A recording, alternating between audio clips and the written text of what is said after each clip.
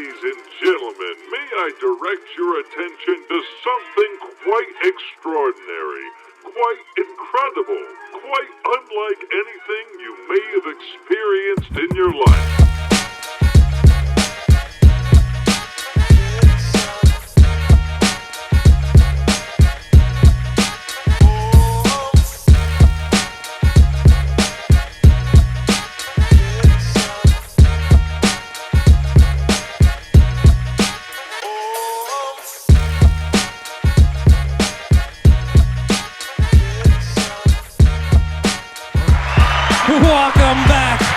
Welcome back to another episode of the Takeover Show. I'm your host, Misa. With me, as always, you've seen him around. He is a certified torta pounder. He is also the owner of Do Cheese.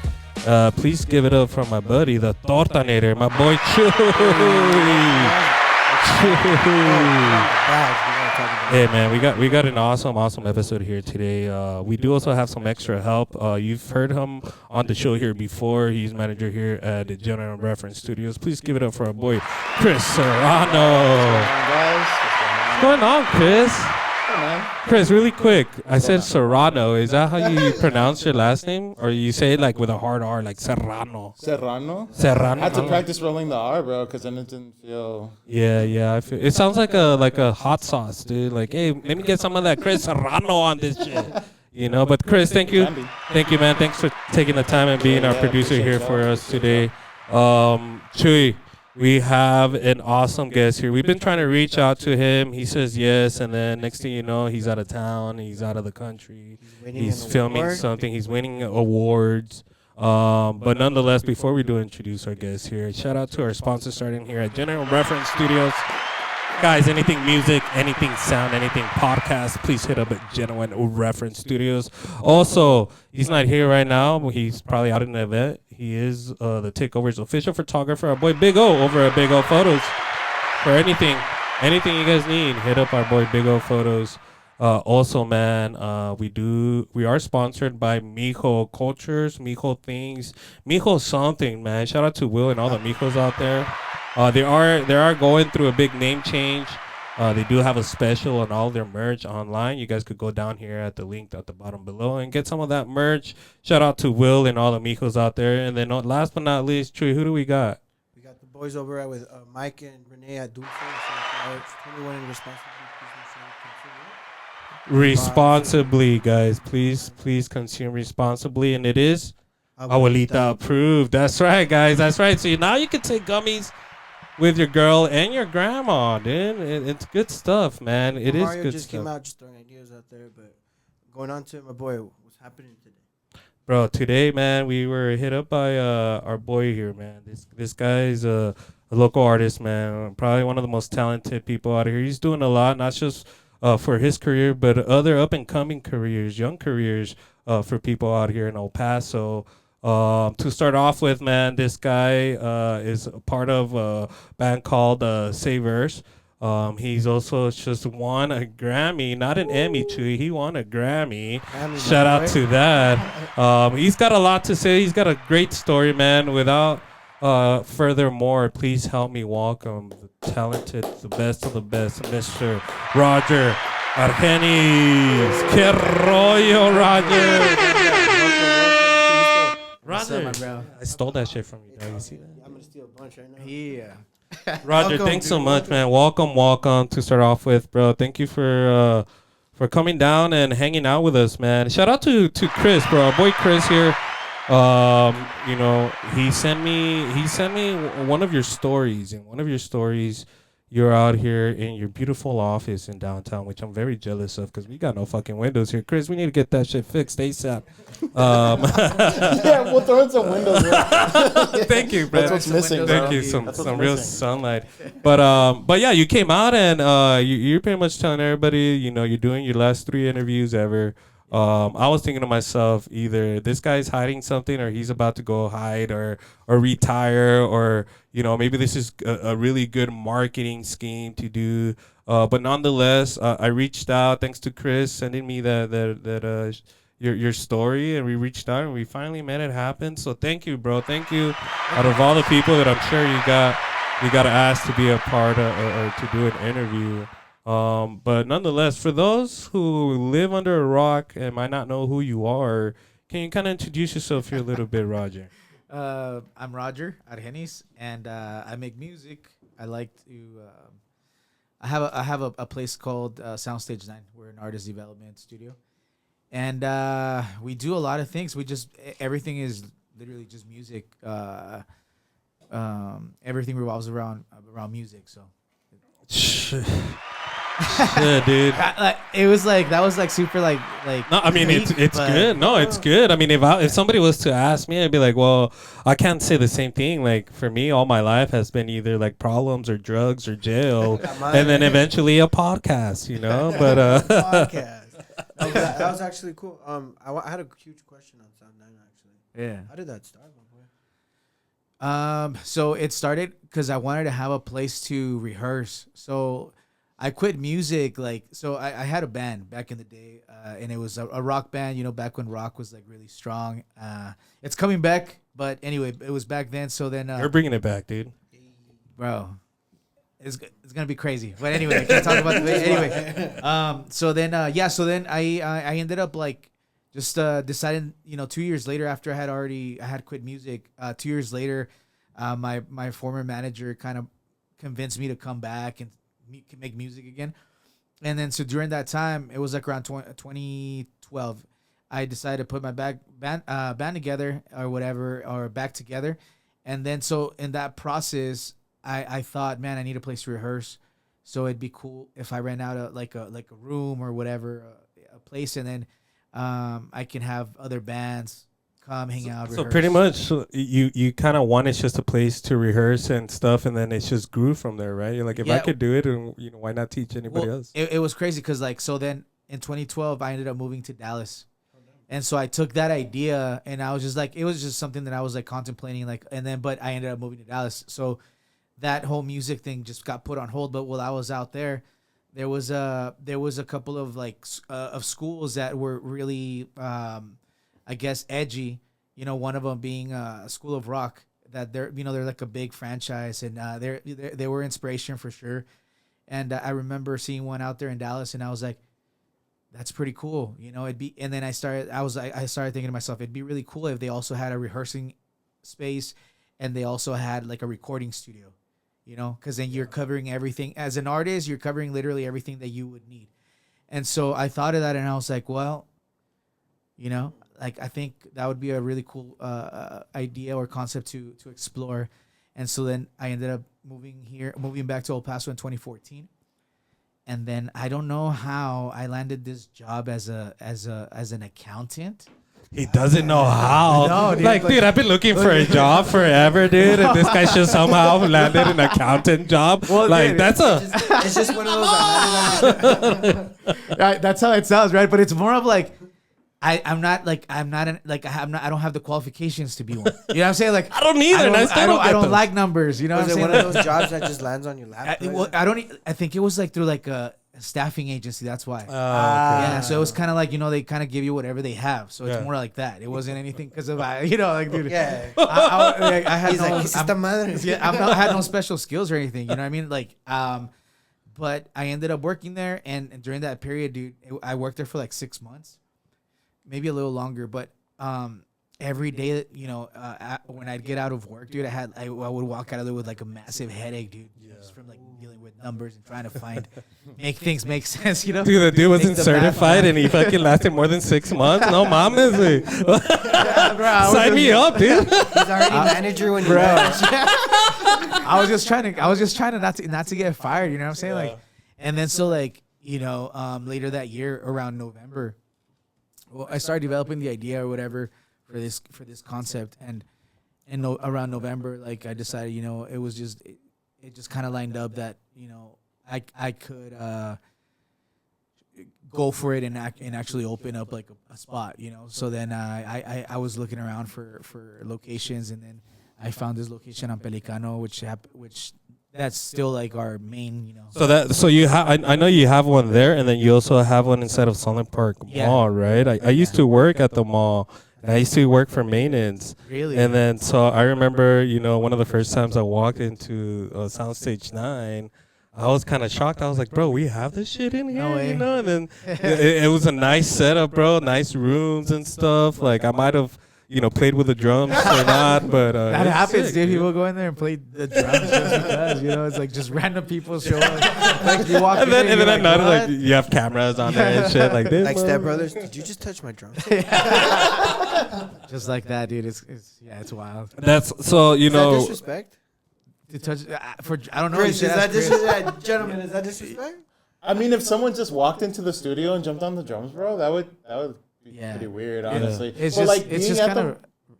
sorry, man, but like being at the mall, is that like more? I mean, you want people to just like I think it makes like it kind of just like it's inviting. I guess it seems like it's inviting because they have access to it, So yeah, I don't mind it. I mean, I think if people want to play and like if they just want to like jam out, because sometimes people like to us it's normal to be around instruments all the time, but it's not everybody gets to be around a drum set all the time. You know what I mean? Right. Sometimes No, it's yeah. like, I guess there's this itch that they have, like Like they have to do it.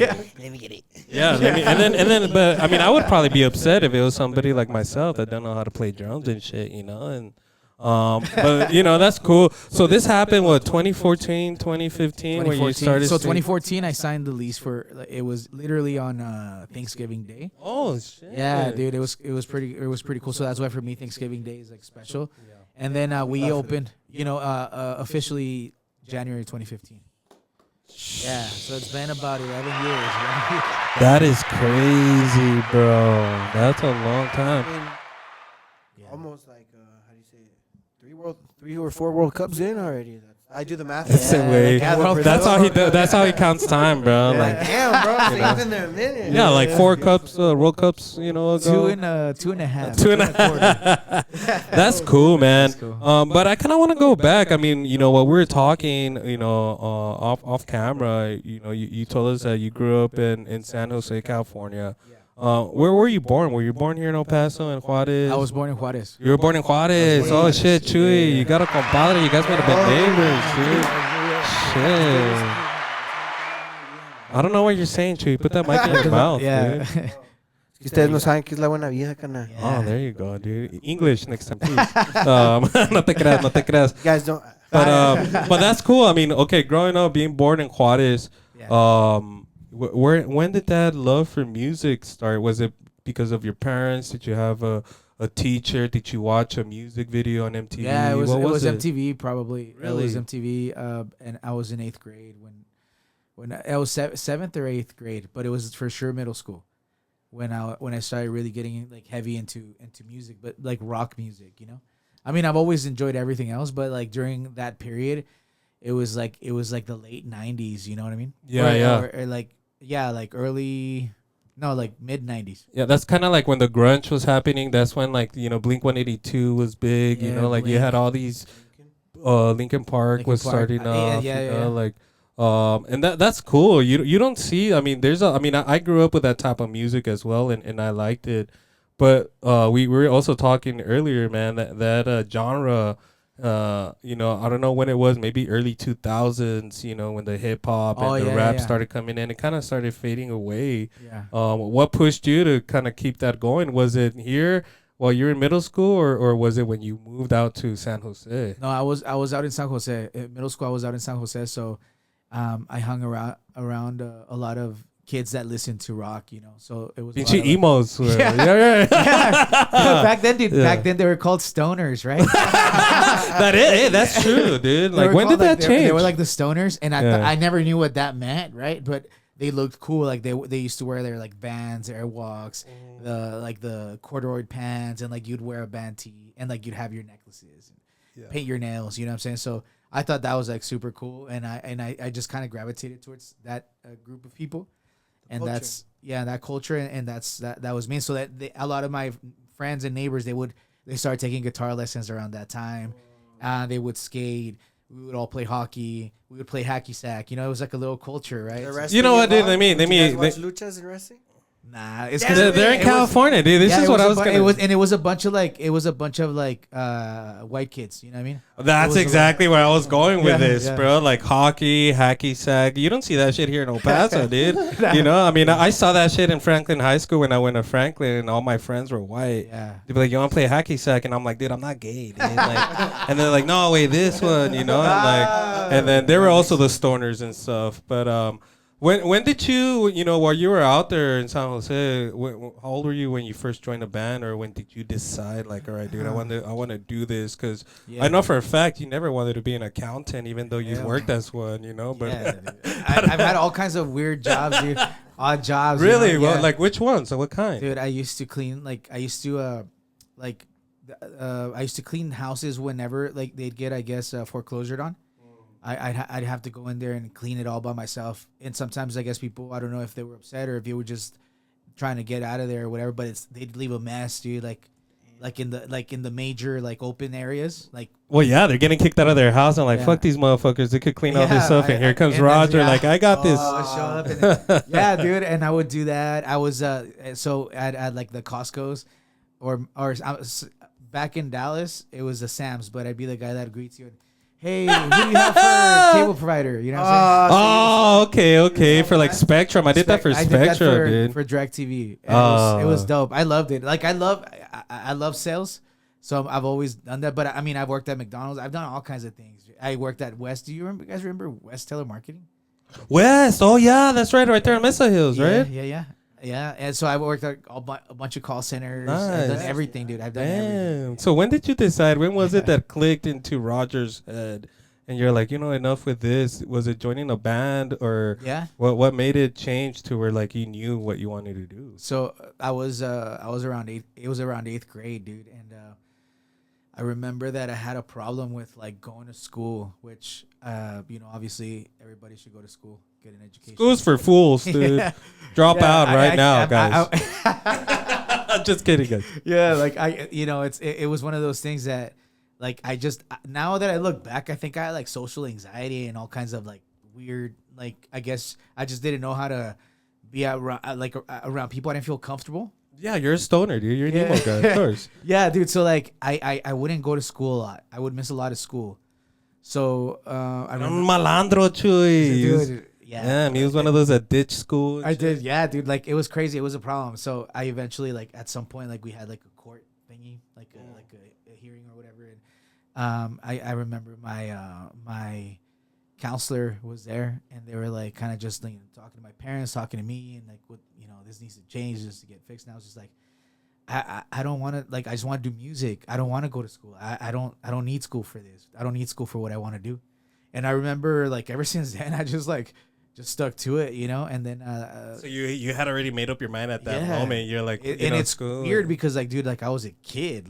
What would your parents think of this, man? I'm sure they were upset that you had to go to court through it. They were upset about it, but my parents have always been pretty supportive. They've never made me They're cool parents. Yeah, they've never made me question my dream, They never put any doubts in my head or or guide me to reconsider hey, maybe you should become an accountant. Or something like that.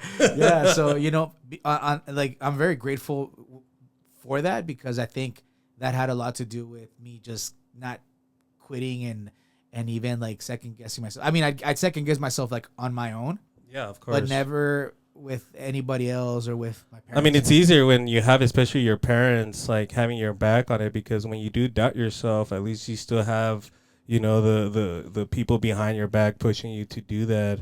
Yeah. So when was your first band that you joined, or was it just a single thing that you did? Or no, I had a band, so I started going to church with my mom, and then I met a bunch of dudes there from the youth group. And then let's make some devil music, guys. Right? Yeah, that wasn't mine. Never went back to church after that. That's crazy. It's just music just takes you wherever it needs to take you.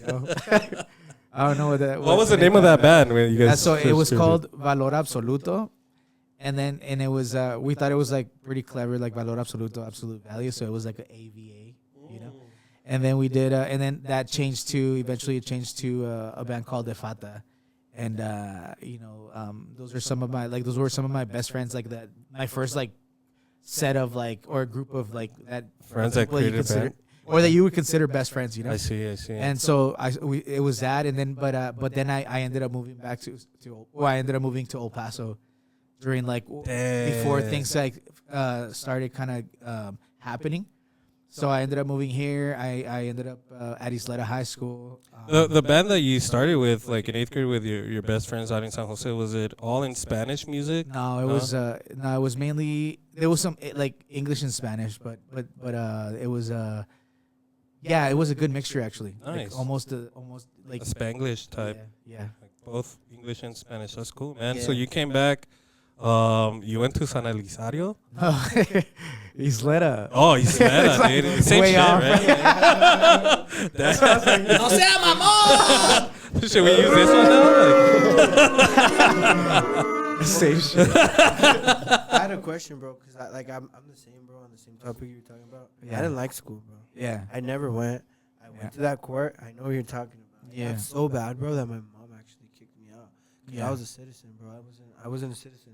Okay. So I was a resident. He's So my illegal, mom- dude. For my those mom that don't thought know, he's illegal. If I got kicked out, I would lose the chance of me getting my citizenship. So Yeah. they actually like kicked me out, bro. And I turned 18. I went back and I actually like went to Franklin and I went to Premier and I got my thing. Yeah. And I walked myself, but honestly, bro, like I knew what you meant, bro. Like Yeah. I wouldn't go to school, bro. I knew it wasn't for me. I wasn't wasting my time. You end up graduating, though, right? You got your diploma and everything, right? I ended up going to El Paso High School. Okay. El Paso High School, El Paso Academy. I ended up going to El Paso Academy. So from Isleta, I was there for like about a year and a half or something like that. I don't even know, man. He didn't even show up, dude. Straight up. That's why it's like, dude, it's hard to keep track because it's like, dude, I was there and I have some memories, but then I don't remember a lot of it. Yeah, you know? dude. It's like you only knew like back then. You only knew I existed if you were there. Hey. You know, because I don't come out in a lot of pictures. I didn't get to live that life. I don't Yeah, have my but senior this is picture. also I a don't good have- example, people. Make sure your kids don't take drugs. Yeah. Like that. I wasn't doing like blood back then, bro. I didn't Like, do anything Yeah, at so, all. What? Yeah, I didn't touch anything, all. bro. I used to like skate, bro, and I liked to like I don't know, bro, and I used to sell a lot of Nike sneakers out of my closet, bro. So like Really? You were a yeah. hustler back then? Yeah, bro, and I used to sell elotes. I used to sell paletas and like candy out of my backpack. Dude. So I was making money, bro, and I was going to class. He was just trying to get a I torta, bro. had cash, bro. I'm not gonna lie to be my mom. I had like what $60 to a high schooler, That's pretty good. but I knew I had lunch money, bro, and I had things that gas money, and I still worked at Subway. And you had a car? Yeah, bro. So I'm like, Dude, what am that's I so doing dope. here, bro? Like, this is stupid. Yeah. And everyone's like, no, you need to do this. And I never took it serious, bro. Yeah. They did bite me in the ass in the future for a bit. But I Yeah. feel like I'm better off taking my own chances. Yeah. What would you tell these kids, bro? They're stuck in that little bubble. Well, About And now that you've seen it, now that you've ventured through it, and like you've seen the world, I feel it turned that out for you, maybe they could, like it did now, right? But I all I can say is that because I can't force people. Like you go to, if you like school, go to school. If you aspire to be an engineer, an astronaut, a doctor, whatever, go for it. I just feel like there's opportunity.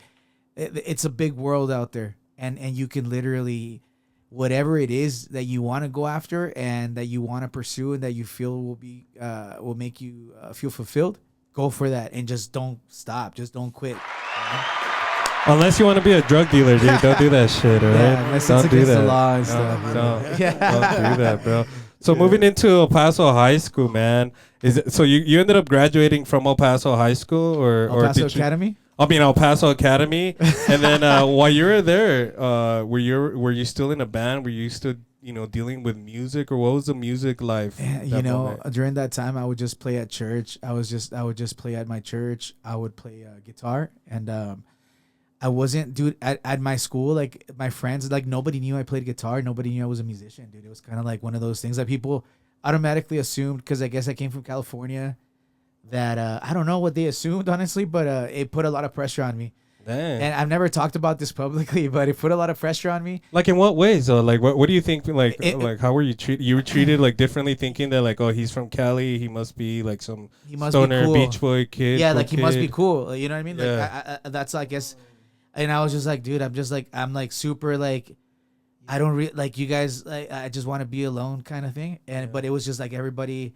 It was overwhelming. Like I felt like I was a new kid, you know. Yeah. I was a new kid from California, and it was just like I guess I don't know, dude. I guess I was just I guess I looked different. I don't know, dude. Honestly, but you stood out. You stood out. Was I mean, different. You know? yeah, and it was I mean I made a lot of good friends from there and stuff, but it was crazy because I thought that I was only gonna be here for 6 months at least. That's what my parents told me. 30 years later, dude. You know what I'm saying? Like, they got you, bro. No, mijo, no me van a hacer 30 years later, he's like, 6 meses, mijo. I'm still here, dude. So here, Diploma in hand and shit. yeah. Bro, you know, like when I moved here from Cali, dude, it took me 10 years to freaking accept that. 6 months. And so because of that, since I came here with that mentality, I didn't really get to like fully make like or focus on making friends and having like creating memories with people. Like, you know, You didn't plan to settle down. You always had a plan to go back. So that go was back with my friends, with my band, Yeah. and, you know, and so when I was here and like I didn't do that, that's why I missed out on a lot of stuff. You know, I if I would have known I was gonna stay here, I would have like tried. Trust I would me, have tried. you didn't miss out on it. nah, man. We didn't have shit back then. We don't have shit. Yeah. So No, when yeah, did it's the crazy. music come back? I mean, you were at the academy. When did it all start coming back? Was it, you know, after realizing, hey, I might just get stuck here, or Yeah, was it an itch that you know, had to? I would play at church, and then like eventually, you know, there at church, I made a little band, you know, Christian band, and we would play at like different churches and stuff like that. And then eventually, I ended up starting a band around 2004, 2005, called The World Apart. And around that time, I had so at 18, I got this job, like a very serious job, at a place called City Financial. So I used to be a loan officer, loan processor, loan everything. Well, weren't you, bro? Dude, it was crazy because I went from this is how it went. I think within that year, 2002, I was working at Tinseltown, and then I moved. Movies, right? Well, the movies, yeah.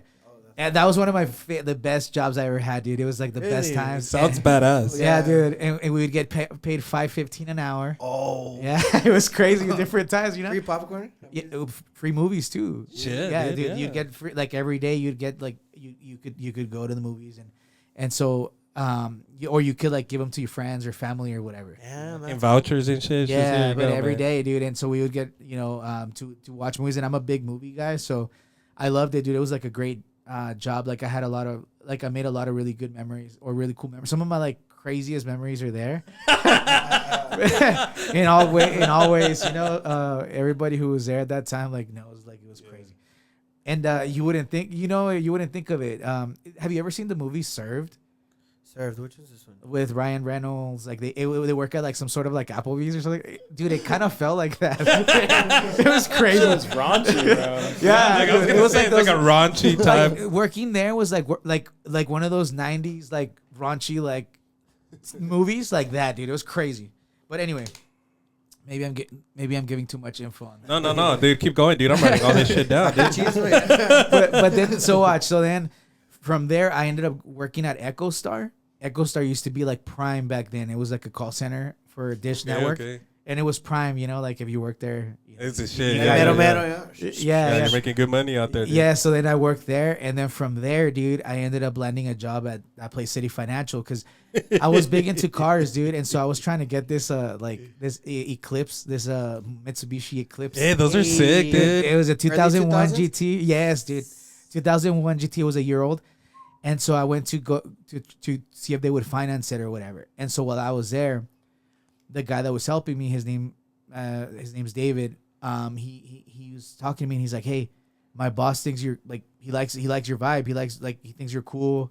Good salesman. Yeah, what? Good salesman. Yeah, I guess something about it, you know, or about me yeah. or whatever. And so he was like, would you like to work here? Like, do you want to apply?" And I was like, "Sure." So they had just given me like, oh no, they were like in the process of giving me the zone, and then they were like, but the only thing is that, you know, you just kind of wait on this, because if you get the job, you can't have an account open here. you know. So then and it ended up that I got the job, dude. So you couldn't get the car? Or what? I ended up getting it financed elsewhere. Yeah. And then so I ended up getting that job, and so from 18, I left the detail out. So I got married at 18 for the first time. What? Yeah. So if I don't mention it, it won't make sense because like why would you take that job? You know? Yeah, dude. Yeah. Like if you're trying to go pursue music, you get me? Right. So then I was like married, and then so I needed to have a good job because I needed to be a responsible grown 18-year-old, right? So Good grown 18-year-old. dude, so then 18-year-old, that's crazy. at 20, dude, I was like, you know what? This ain't for me, man. I gotta like pursue music, you know? Like I gotta do my thing. I'm young, you know? Yeah. So then I pack up my things. Bro, this is like, I'm talking too much. It's too much. No, keep going. Dude, keep I've never talked about this in public ever. It's okay. Keep going, dude. Pegó la chingada. A la chingada con esto y tú y tu esposa y tu pinche casa. Is it this one? Yeah, dude. If you want, we could. You woke up out of and Yeah, quitting. man. Yeah, bro. So I ended up just packing my Eclipse with whatever I could fit in there. Wait, what can you fit in there? Like your fucking jacket and Dude, shit? exactly. Like I regret. I got the car. I regret not taking the time to like load up a bigger truck for real. I left a bunch of like really like important things there. Yeah. But literally, dude, I just ended up like not looking back ever. And you know how El Paso is small, and you run into people all the time. Yeah. Ahí en el Food King. Dude. Sí, güey. Yeah, that's normally, you know. En el puente, güey. No, En el güey, no Puente mames. Libre. Sí, güey. But dude, I never ran into her or anybody, you know, and like for like a long, I don't know, a long time, whatever. But so then at 20, dude, whenever I left, I was like, all right, I'm doing this. I'm gonna pursue this, and I'm gonna just go for it. And so for the first time, I recorded music again, or not again. I recorded music, and then that's where my band. A World Apart turned into Ariel, and that's where Ariel started, and that's kind of like where I started with like just doing this like on a regular professional- yeah, basis, like when like I a was trying, yeah, professional. when it was just like okay, like we're gonna record music, put out music, play shows, tour, that whole thing, and then it just kind of snowballed because of MySpace. You know, MySpace is Yeah, man. Yeah, I mean, social media started blowing up. We're back in 08 right here. back in yeah, well, that was actually 2004. It was, and this is the thing, since I came from San Jose, like San Jose is like literally that's where Facebook and all that, Yeah. you know, Apple, and so like I noticed that my friends had like this website thing or whatever, but it was MySpace, and you know it had like top friends and all this And stuff. top And- music that you yeah, could put dude, up there. you had your music, you had Custom your cool band backgrounds, photo. bro. Yeah. And I remember I was like, what's that? And then so I created an account and all that. And I remember being, actually, dude, was it in high school? No, I was in high school. I don't know where I was at, but I remember like it was here in El Paso. Oh, it was a library. It was a library because I didn't have like internet or a computer or anything. Yeah, there's no laptops and shit that great back Yeah, then. back in the dude. day. He's inside of had Eclipse. A computer started, you know. Yeah, dude. And, Ricos. yeah. So I go to the library and then I started like my MySpace account. And I remember asking people here, like, yo, you have MySpace, and everybody's like, what? What are you talking about? You know?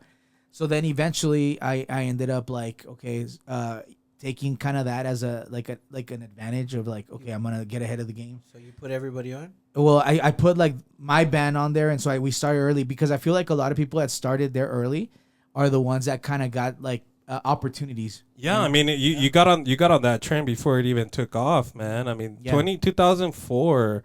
If you think about it, Facebook wasn't even all that huge either, No. bro. Oh no, dude, like at all. Like no, I don't think Facebook exists. MySpace, Yeah, MySpace MySpace was, even, you know, No. Tom was still running that shit, right? yeah. My friend Tom. His only He's friend. everybody- Only friend you had Yeah. was Tom. My best friend Call him Tom. tonight, man. Yeah, so at that age, man, you start recording, you start, you know, with your bands. You guys change the name. What happens when you guys are changing that name, especially when there's other band members? Is that a conflict that happens a lot, or is it just because of whoever started the band gets the Yeah, choice? it was kind of like that. I've always been the leader of my bands because I'm the one who makes them, and I kind of just have a vision for it. Right. And so, so it wasn't really like a big issue, but it was we didn't really do much as a world apart anyway. So it was like it didn't really matter so much. It was just we were kind of focused on building as Ariel. It's kind of like a little testing. You guys starting it up. And how long did you guys last when it came to this? We broke up in 2010. I left. Damn, that's a while then. I mean, that's 5 years, 6 years of doing that. What caused that breakup, dude? Who was doing the drugs or what, dude? I mean, that's why bands break up, right? Like, primer cachetazo. No, it was more of like I was disappointed because I had worked really hard, dude. Like, I mean, we all do, right? All musicians, and we all like really like anybody who's trying to pursue a dream.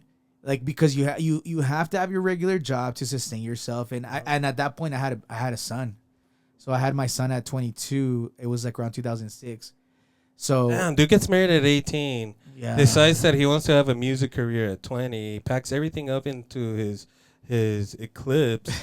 Your wife fit in there as well? No, remember I left. So okay. So she didn't even fit in the Eclipse. It was just all your stuff, and then eventually 2020 came. You had a son. What was the music career going? Were you doing good during this time? It was 2006, and when he was born, and not really. I mean, we were. That's when we kind of like started pushing the Ariel thing, and we started at churches. We would play at churches like youth groups, and we were a rock band, but it was like it's a Christian rock. Like Skillet kind of where it's not religious. You don't talk like we wouldn't say like Jesus. a POD style, exactly, where you have a positive message. Yeah, and it's Christ based, but it's not a religious. Anybody praise can and hear worship. it, right? Yeah, exactly. Yeah, like a general message. Shout out to the people that gave you that platform. Yeah, man. Like, they're like, nah, no los quiero. I mean, what would happen if you wanted to swear in your song? Like, you should be like, yeah, and you, because in I love you. Huh? 2008, 2006. Yeah, you can't really cuss like that back then, can you? Well, you can't. Yeah, more, no? Not with the type of music they're doing, but yeah. no, not in Christian music, bro. Yeah. Oh, never. Yeah, you'd be done. Like, I mean, what would you say? Imagine. What kind of song would you make? Like, fuck the devil? Like. That's the only thing that would make sense. Con la crucecilla ahí. I think that's the only thing that you could like really kind of like even support. You know what I'm saying? Yeah. If you were to see something and be like, yeah, for sure. You know, FTD. You know what I'm saying? Fuck the devil. Yeah. Oh, shit. That's something that I would that I could back. But anyway, so then we started doing that, and we did a bunch of churches. It was like we did a lot. We did play a lot of shows, and it was cool. But then the real like I would say the real growth and like the shift that happened with the band, it was once we started going out to bars and playing and joining like the scene. That's when I feel like more opportunities came, and that's when we started doing more things where we started touring and doing that whole thing. Damn, that's cool. So this is what we're gonna do. We're about halfway through the pod already, man. Dang, that's time flies. I love that you're being very open about your life and your career. I've always been very interested on people like yourself and what it took to get to it, because a lot of people only focus on what is going on now with their careers, but I think it's very important for people to find out where they came from, because that kind of tells a lot about yourself. But before, what we're gonna do, we're gonna take a little break here. Before we do, can you look into that camera straight ahead, this one up here? I don't even know where they're set at. Can you let everybody know, for those that are not following you or for those that want to hear your music, can you let them know where they could find all that, bro? Yes, you can find my music as Roger Argenis on all platforms, and you can find me on Instagram. I'm mainly on Instagram, and you can find me under Savers, SAYVERSE.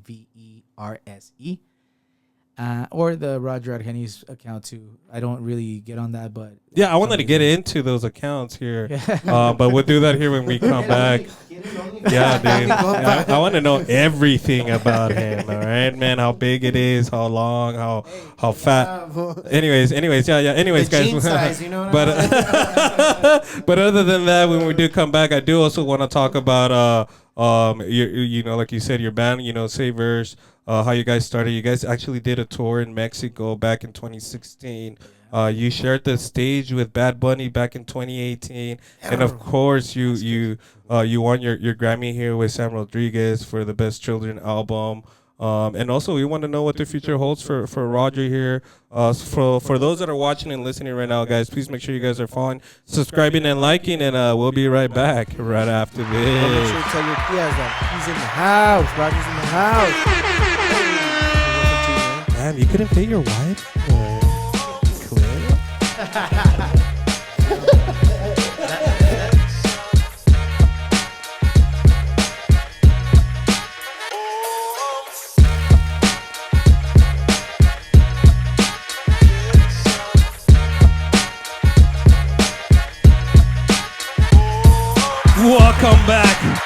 Welcome back, guys, to the second half of this awesome episode.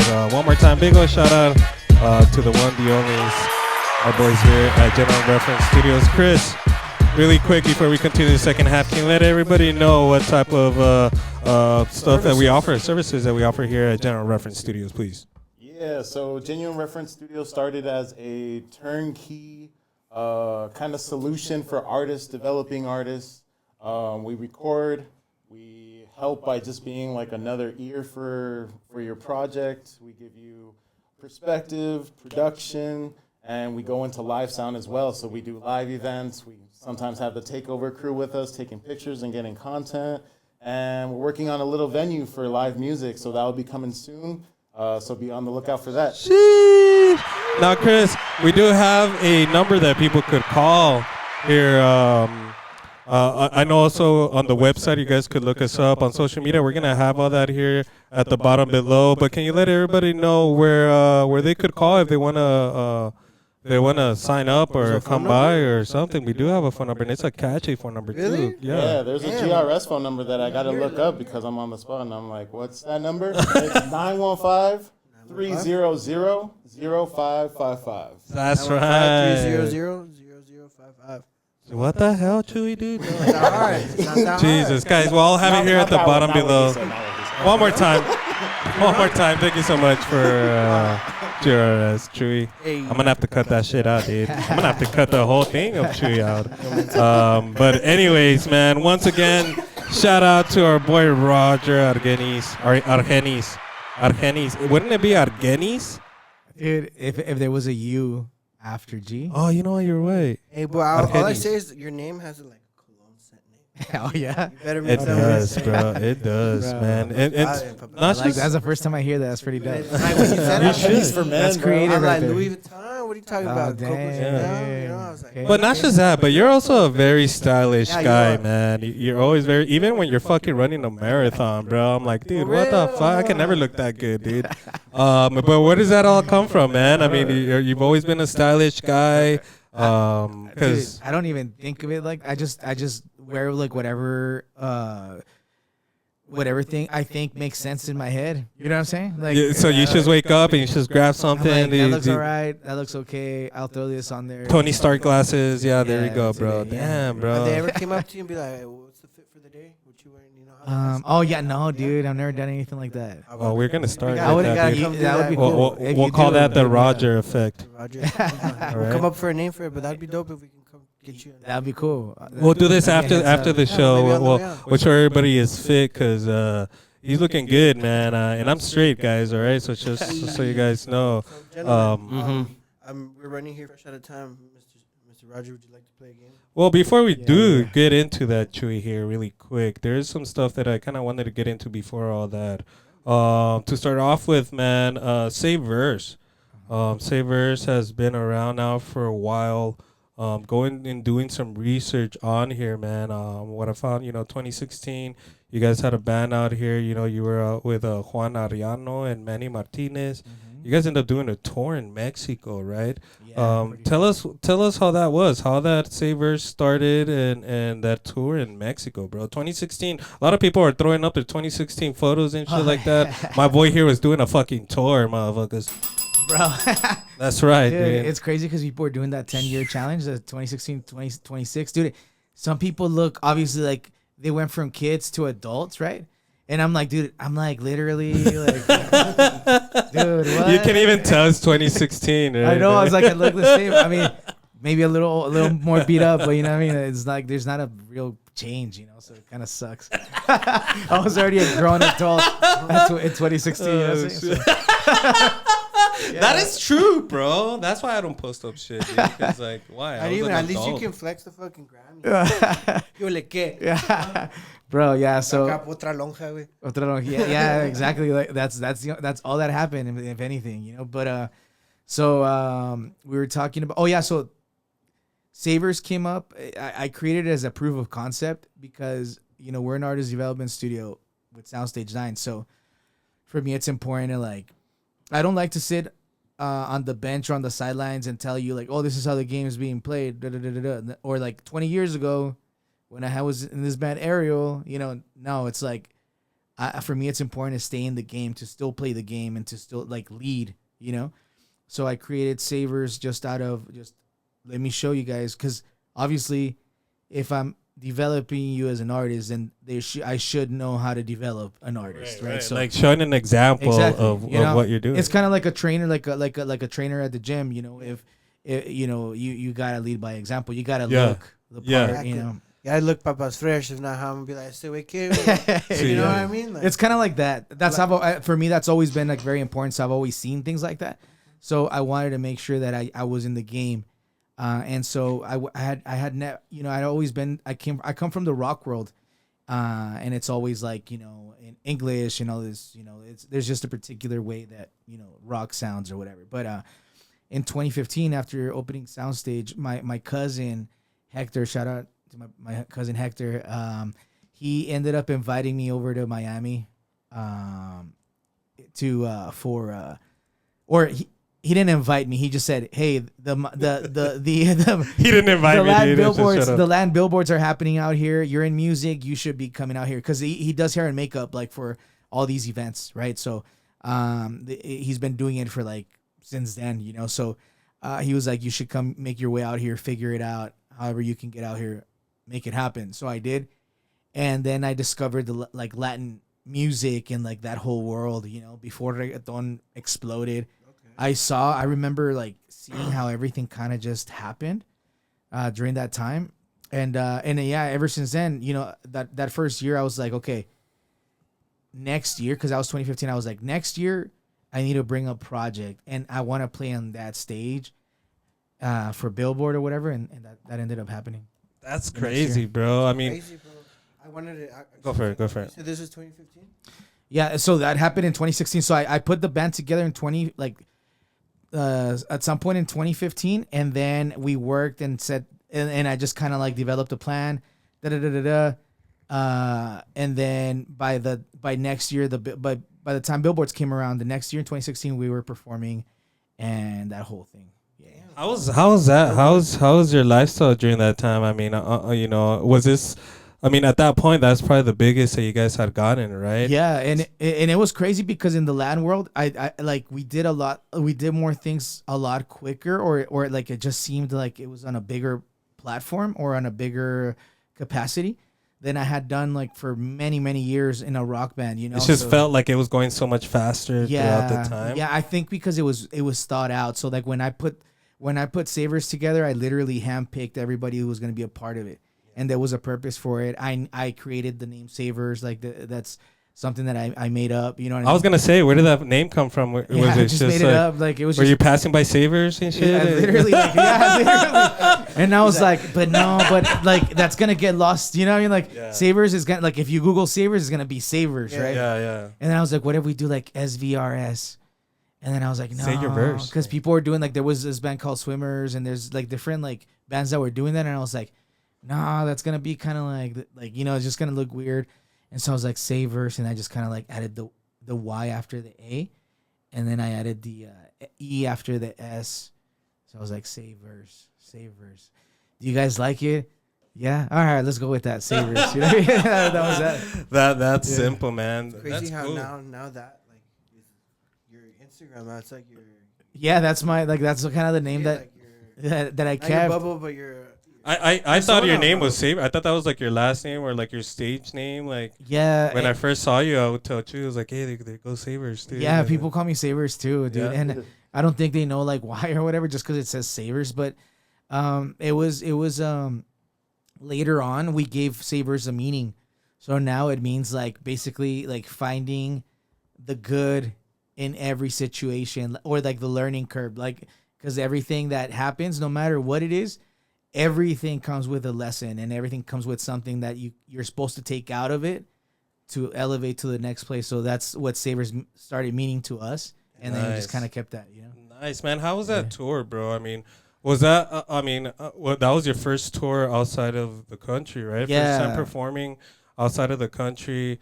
How many shows did you guys do, and how long was that? So we did. So it was cool because we kicked off like that whole tour situation here at they had the Minor Palooza. We got invited to do Minor Palooza, and it was like a huge like show. I remember like it was like I don't know how many thousands of people. Like it was a lot of people.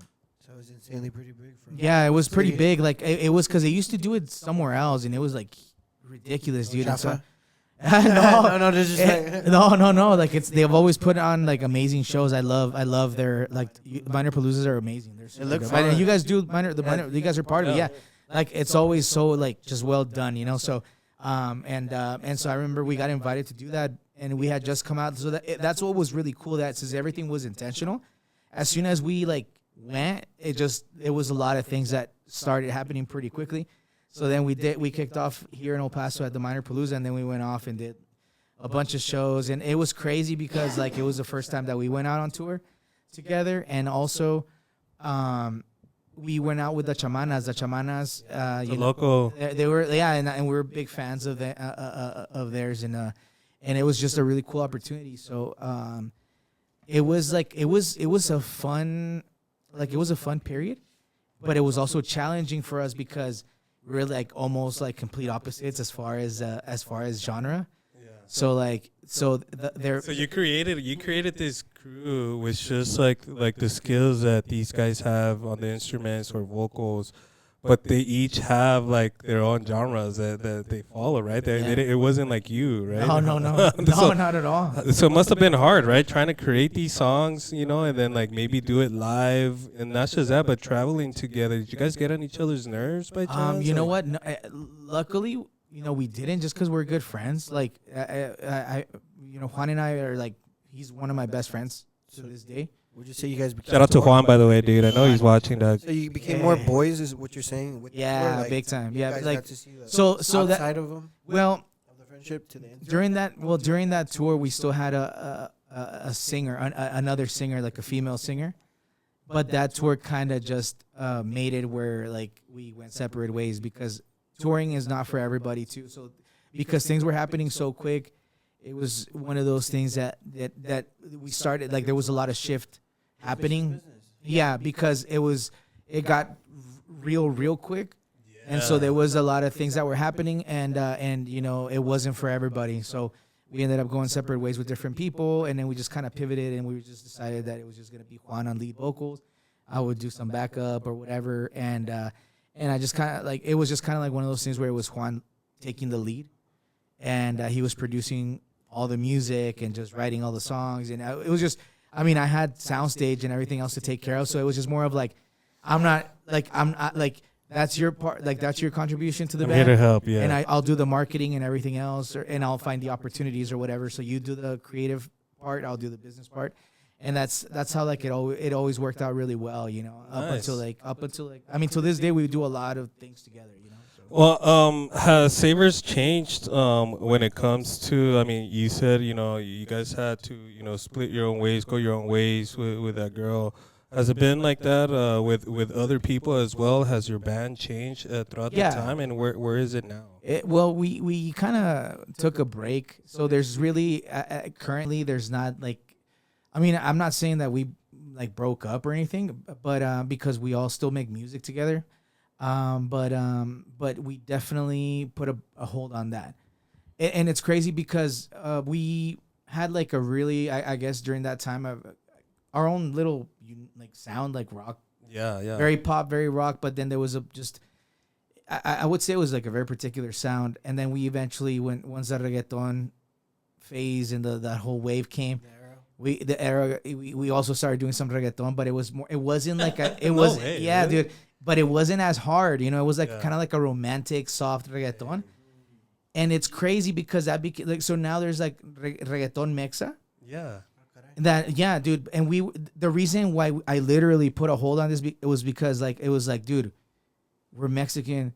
Like we look kind of silly making reggaeton, and then and it was just like no, and then but during that time, dude, like so Juan was producing all the music, and so Juan, I love the way he produces and the music he makes. So we went from like this rock sound to then the reggaeton sound, and when he was producing that reggaeton and trap music, he couldn't get himself to like produce more rock music. Like he was kind of stuck in that genre, dude. I was gonna say, man. I mean, and you kind of mentioned it earlier. As time goes by, obviously the industry changes, the sound changes, and so you either have to adapt or kind of make sure that you're putting out good stuff, in that genre. But once you get into something like the whole reggaeton, I've always wondered how hard is it to go from that and then change it to another type of genre. I'm sure it was kind of difficult starting or putting reggaeton into it, but how do you deal with that? Like trying to change it into a different genre and then trying to get out of it and going into another type. It's more complicated than I expected. So that's why, like, So that's why, like, when the people because we ended up like having a little fan base and a lot of supporters. And we ended up losing a lot of them because they were like, why are you guys doing this? And they would question us. They would like in lives, because we used to be very active on social media. So they would ask us like, why are you guys doing this? Why are you guys changing? Don't do it. Yeah. You remind me a lot of when Linkin Park changed from when they rock changed, to EDM like stylish. EDM pop. And we're like, what the hell? But some were hitters, and you stayed because they're the boys, So what would be your response to that? Then what happened is that like, because we thought, okay, that's fine. We're gonna probably lose some audience, but then we're gonna gain more because now we're like doing the trendy thing. Yeah. But no, dude, like it ended up like just backfiring, and that's when I decided that, because Juan, I really liked how he was producing and like the sound that we had, so I didn't want to like get in there and produce anything else myself. So it was like, yo, Juan, can we make more music like we used to, the music that we used to do? And he was like, I can't. I have to be like, I'm in this creative process and I'm just trying to get better at reggaeton and trap. And I was like, all right, so then let's take a break, because I don't want to do the reggaeton thing. Like, the last reggaeton video that we did, we were like in a pool and like with like. Were you wearing your beanie too? No, dude, it was crazy. We looked different, and then there was like, it was like this whole party vibe, Yeah. And it was just like, dude, that's definitely not us. Right. Or at least not me, for sure. You know what I mean? And so I was like, let's just take a break. Let's take a break. And whenever we can make more music that we feel, that's cool. And I was just like, you guys go do whatever you want. Trap, reggaeton. I'm a big fan of all of that. I love it. But I just felt like, I just kind of felt the pressure from like outside. Like, it was in the really like, it was more of like, what they're like Mexican. Why are they doing reggaeton? Like in my head, and it was just stuff that went on in my head, and like nobody cared. I'm sure like nobody cared like about anything that we were doing, or I don't know, but I mean, you're right. I mean, you get to a point where like you already have a set base of like fans, right? Like you have your fan base. And then you go and you change it out, and you're like, "What the fuck is this Daddy Yankee shit going on here?" Yeah, like, it changed completely, dude. So yeah, we took a break, and it was like not a break, but you say everybody independently locked in right now. Yeah, everybody, and everybody's kind of grown in whatever they're doing. Everybody's locked in their own world, and so everybody's doing their thing. But we're still good friends, and we do a lot of things together. We collaborate on a lot of things, and we're working on a lot of things. Coming up, so that's cool, man. Phone rings, you still answer, Yeah, oh yeah, for sure. That's pretty cool. I was also going through it, man, and I was seeing in 2016, you know, you were at the Latin billboards with the song "No Soy Yo, Eres Tú." Yeah, that was it was our first EP that we put That's out. and I kind of want to play it here a little bit. Tell us how that song came about and who wrote it. What were you thinking during this time? Were you like going through a heartbreak or were you trying to break up with somebody? Did you miss your Escalade? And what was going on during that time? You know, Juan was writing most of the lyrics, so you know I'm gonna put that on Juan. I don't know what he was Juan, thinking. dude, who hurt you, buddy? Who hurt you, bro? Let us know. We'll blast him. He's a really good songwriter, dude. Juan's like, you know, he writes some deep, especially in Spanish. He's got a pretty extensive vocabulary, and so you know, whenever I try to write in Spanish, or at least you know, he taught me a lot. You know, so I used to write some really basic, just like you know, just the most basic stuff and. Is it hard for you? Like you said, like his vocabulary is good, right? Like I hate spelling, dude. Like there's some words that I can't even pronounce. Yeah. How hard is it for you as an artist to like write? Well, no, well that's the thing. Like working with Juan and you know just in Spanish and like him, yeah, like we do interviews and things like that. And so when you're in Mexico City or Mexico. Like you know the conversation is differently for sure or different for sure. Topics. Topics, and then just of words, everything. You know, So I would just learn. I was just like so it's funny because I taught like he taught me more like just a better Spanish, I guess, more proper, and then I taught him English. Like how to speak English, so it was kind of a trade-off. Yeah, you guys helped each other. That's a good trade-off, bro. You know, I'll teach you English, you teach me Spanish. You know, so I'll teach you Spanish. And it's like it's not like I didn't know Spanish. Like I know like how to speak Spanish, but it's just his Spanish is different. Like just you know, it's weird how different sides of Mexico they all talk different. Huh? Yeah. Like we call moyotes here mosquitoes. Yeah. My grandma lives by Guadalajara. They call them zancudos. Zancudos. You know what I mean? It's like, what the hell? Yeah. Like what the hell? How long did it take for this song to like from the beginning all the way down to the end? Like Which song? The one that we're talking about, No Soy Yo. Eres Oh, it's because that's like the EP, so it's not like that's like just a title of like the album. Oh, okay. Actually, so speaking of that, there's this song, man, that I've been playing for a while now. No vuelvas aquí. Oh yeah. Right now, No vuelvas aquí. It has like a nostalgic sound to me.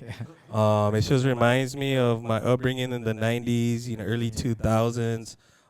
Tell us about this song, bro, because I found it very, very catchy.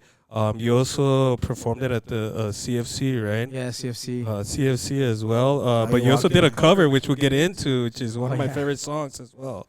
But tell us about this No Vuelvas Aquí, bro. Who hurt your heart on that one? No Vuelvas Aquí. It was a song that Juan and I wrote. So it was just like, I just wanted to play this music I like to listen to. You know what I'm saying? I still listen to that music. I still do. You know, nothing's changed. So I wanted to play something that I could have fun with and that I would enjoy also listening to. And so it was kind of like one of those like it was just like something that just kind of flowed through. It was just like. That actually looks like, I mean, seeing you perform it looks like a good song to perform too, man. Like, because I know that a lot of artists make songs, and it's a lot different when they create a song and then to perform that song on stage. Some of these songs, artists say like this is the fucking hardest song to do on stage, but this one's very catchy, bro. It makes me want to just jump up and go out there and sing with you. Yeah, it's because you know what? I feel like now where I'm at, I guess in life or in my career, I'm just really trying to enjoy what I do. If I'm creating music, I'm not really thinking about who's gonna like it or not. I'm just thinking like I want to just if I feel it, if I can vibe to it, that's all matters right now. You know what I'm saying? So this is what I'm doing. With your permission, if we can, kind of play a little bit of this song for people to hear, man, because I like it, man. Yep. Estoy pobre, güey. So when did this song come out, man? When was this created? About 3 years ago, 4 years ago? 2023. 2023, damn, 2020. People say 2023. It's like, brother, last year, you mean? Yeah, Like, no, feels dude. like it, huh? But here it is, man. Estaba tan enamorado, me tenías ilusionado. No quise escuchar lo que dijo la gente sobre no confiar en ti. Tuve que soportar que me trataras mal, a veces normal, otras veces ni hablar. Pero ya no más, ya te dejé atrás, hoy voy por mi primero. Y ahora que te fuiste ya no pienso en ti. Desapareciste y estoy mejor así. Vete muy lejos, quédate con tus complejos. Y por si acaso se me olvida decir, no vuelvas aquí, me hubiera gustado. Que te vayas a la verga, girl. Te vayas a la. Que te vayas a la. Para los niños. Dijo que te vayas al. Bro, very catchy, man. Very catchy. Like I said, man, it just gives me nostalgic feeling of, you know, me growing up and listening to this type Me of antojó el music. cereal y la wing. Yeah, I was gonna say that music video, bro. It's good stuff too, man. How hard is it to actually create music videos? I feel like music videos are kind of dying off now. I don't know, people are really putting into it or whatnot. I think that needs to come back, you know. Yeah, that needs to You come have to back. do with it. 'Cause MTV videos, you would sit to watch. Yeah. I don't know what you're saying, Chewy. I can't hear you. It's because back then you would sit with MTV to watch the video. Yeah. Maybe that has to do a lot with it. Now that it's not around no more. Yeah, I think it's like I don't know why that happened, but yeah, they're MTV. I think MTV's off air now too. You know what I'm saying? So That's crazy, huh? yeah. Yo, so they just started a nostalgia website where they have just a bunch of MTV videos. They even have like the push pop commercials and the candy from the 90s. Oh, no way. No, What I is gotta check it? it The out. five What? guns or what? Bro, you know what would just be like sick? all the 90s nostalgia, bro. So there's a website where they're putting up all the 90s All the MTV stuff. MTV stuff. Yeah, Just yeah. Oh wow, we gotta look that shit up here real quick. You know what would be cool if they would have like, well, I don't know if anybody out there does, but if they would have the TRL episodes. Do you guys remember TRL? Yeah, bro. Fuck yeah. What's the guy? The host of that guy? What's his name? Carson Daly. Carson Daly. What up? That's crazy. What happened to Still that guy, dude? He's still Is he around. there? I think he still does. I think he's still like hosts. That's nostalgic, bro. I think we need to go, dude. I think we need to do a whole episode of like the shit Am I that we right used on- to yeah. watch. Chewy was in Juárez, way. Y güey, no During this entendía, time. pero sí veía. No entendía, pero sí veía. Hey, I like that. That should be the After name of a dark, song, dude. You know, lo que se No llama, what entendía, you pero guys sí call it? veía. Girls Gone Wild. Eso. Ese güey, por eso se esperaba. Ah, güey. So now going through it, bro.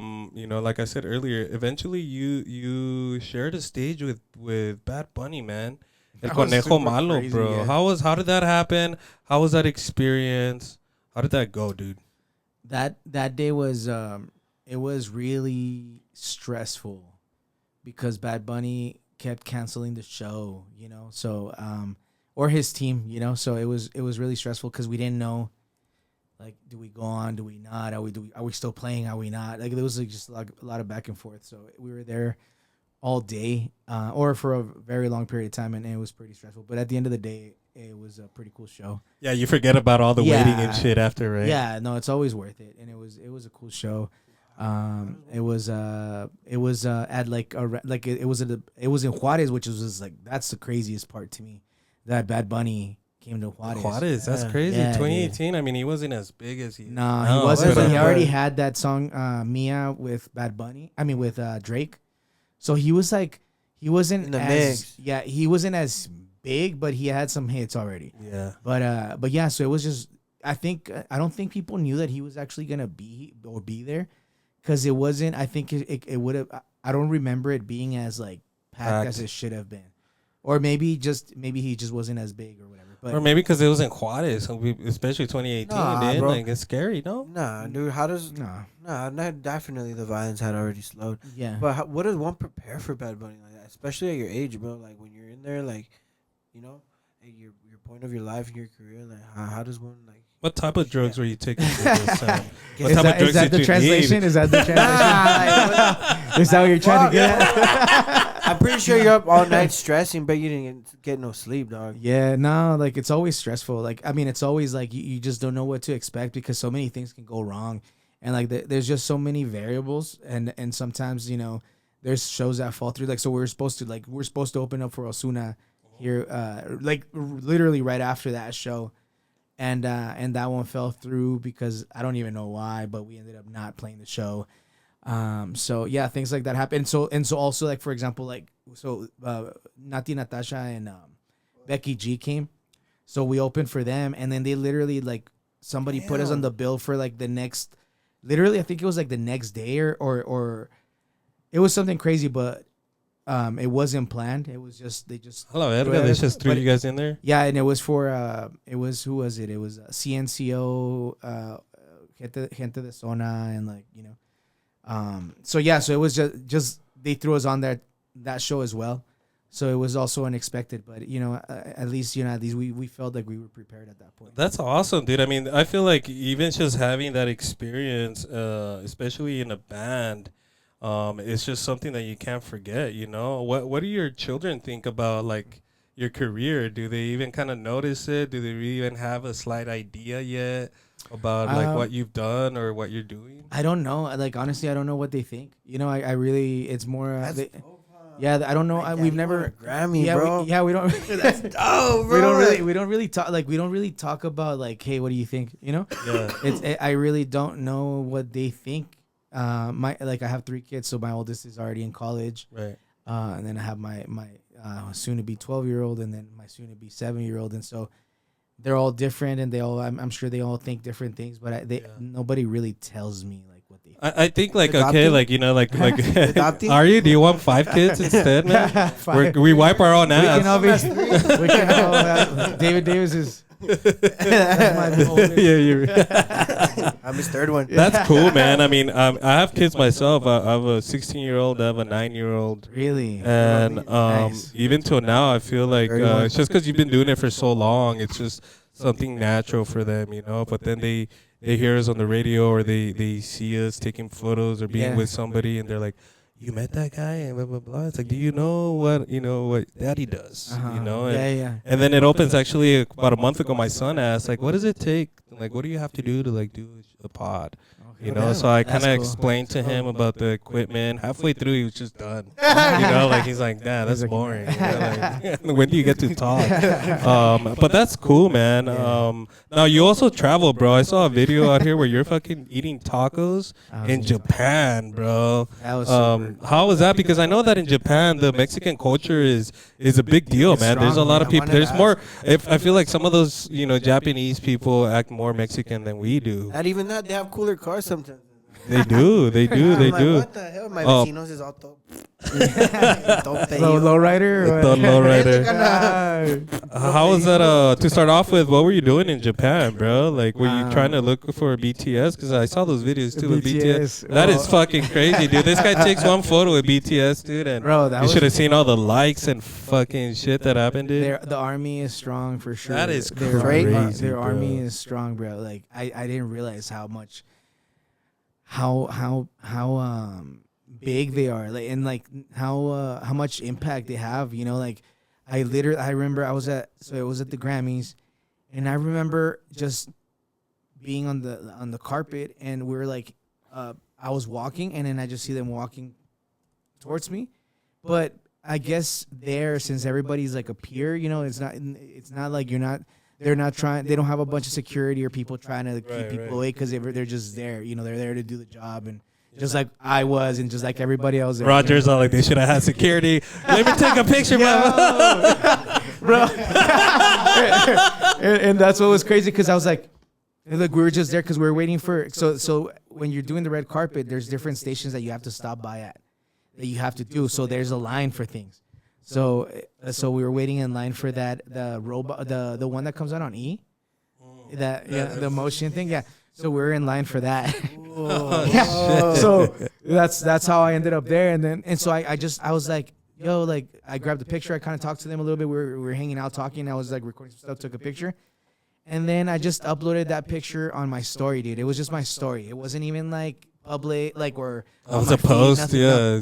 Dude, I remember I put my phone away and like 10 minutes later or something, dude, I had gained I don't know how many thousands of like followers, dude. And like the stories, my stories were going crazy, dude. Like I'm talking about tens of thousands of like views like in like 10 minutes, bro. It was crazy. And then so like it just started going crazy and crazy and crazy and just nothing would stop. And then people started tagging me like I guess people and then other people were tagging me in their from own platforms, I guess. Yeah, because they have like these really hardcore Army fans. Yeah. So they'll post like their stuff and whatever. And then so like even I guess people started like seeing me on like Twitter or what was Twitter back then, X or whatever.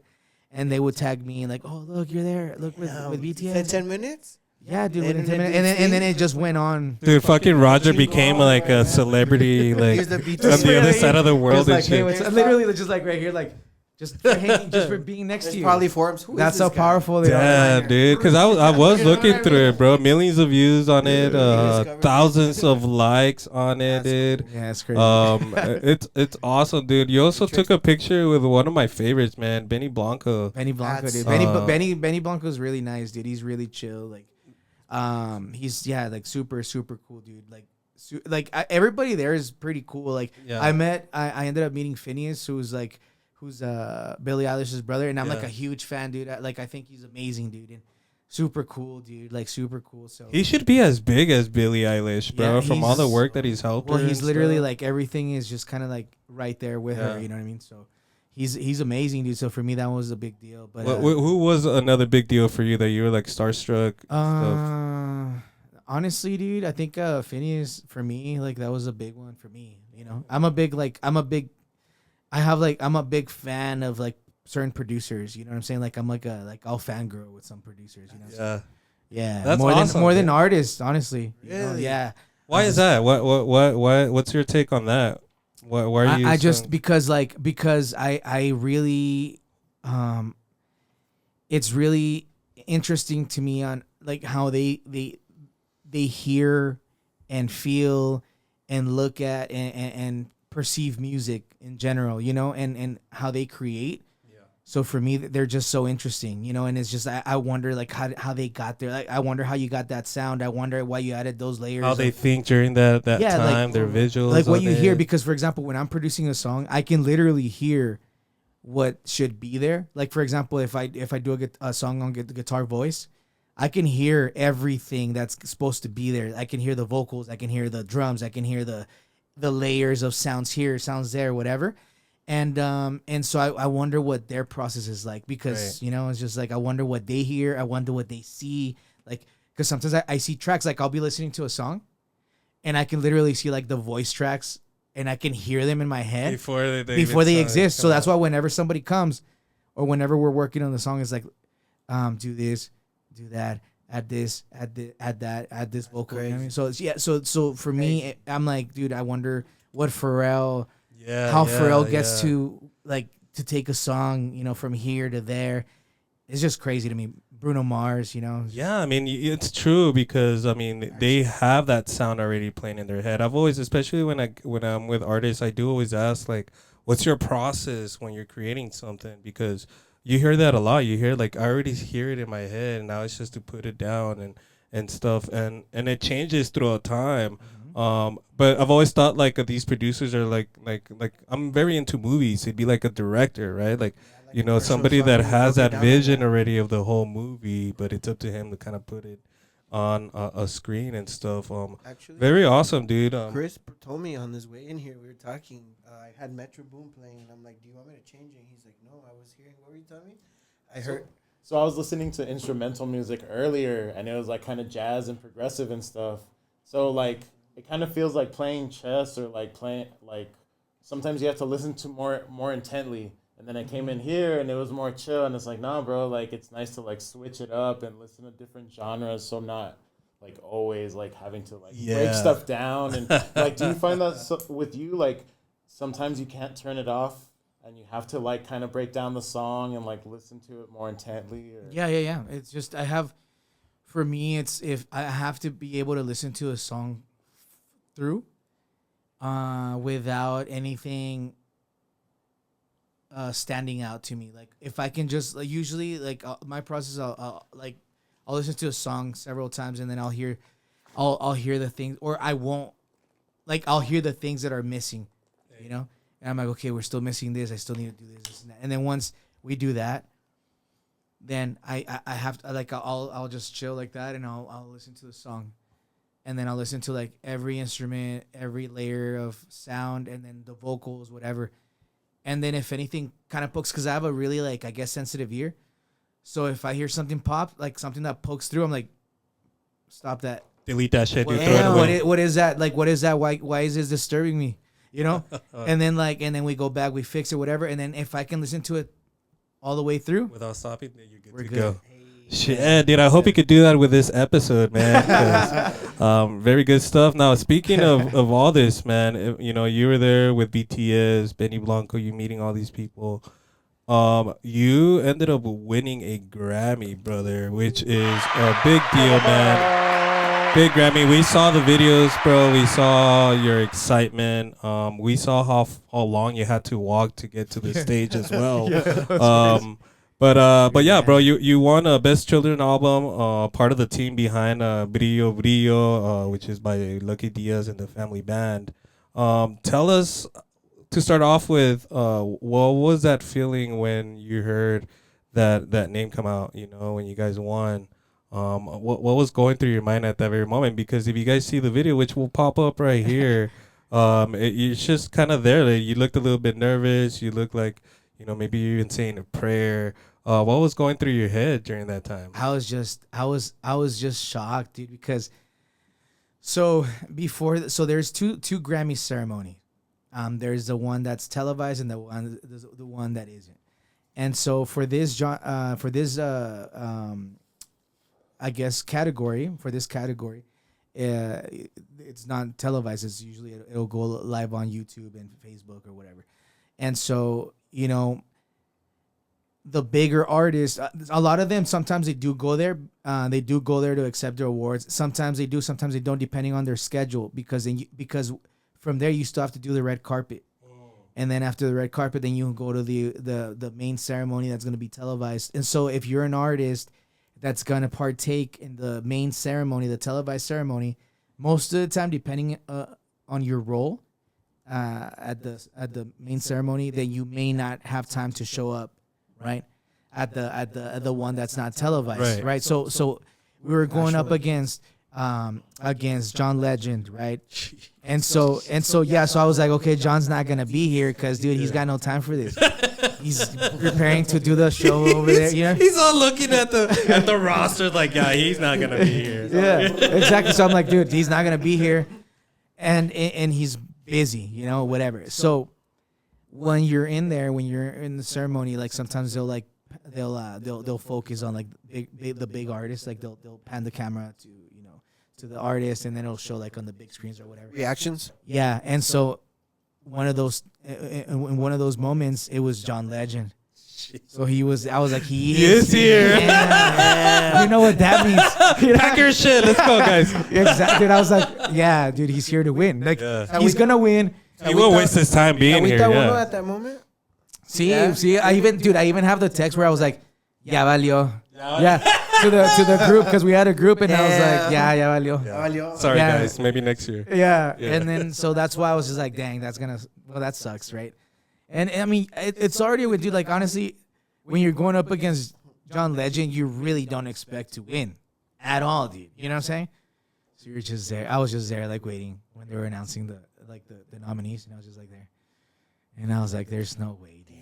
There's no way. And so when I hear Brillo, bro, Oh, it was crazy, bro. Yeah. man, dude. So you know, going up on the stage, receiving, you know, your Grammy. What was that conversation with your team after? You know, I mean, I know that it takes some time for it to really settle. But what was that with your team? Because, you know, this is a good team that was behind all this. What was their reaction? What was the conversation after? Dude, everybody was just in shock. I feel that And it was cool because Lucky and Alicia they celebrated their anniversary that day. That's their day. Oh, So no they won a way. Grammy yeah, dude. So so the backstage they had I was watching and they had you could see that it was a nice moment. At least that's what I imagine, right? And I thought it was just like really special, and people don't know this, but like we're like a really close group of friends. Like we like making music together. We go to we're part of a lot of different things that we work together and we push together, and it's hard. Like we're a small team, so Like this, would you say you're a familia? they're like they're like my Grammy familia, like the music familia. Right, I mean, so yeah. like, and so we work hard at a lot of different things. So like, it's special because we weren't with a major label or anything like that. It was just literally us, that group of people. Yeah. That was literally all of us, dude. That was our team. Shit, bro. Yeah, so it was crazy, dude. So we were really happy. Yeah, well, congratulations to you and that whole team. Motivating, bro. It's a big deal, man. Having a Grammy. Now we're gonna have to do something, Chewy, to fucking get some type of award. Get and that shit. Emmy, We're a bro. family now. If With that- you guys. Well, we are one, but Yeah, dude. Oh, It's yeah. awesome, man. Yeah. you're motivating out here, bro. And I know, like, you might have you guys were thinking about your team, but I saw you guys like everywhere, bro.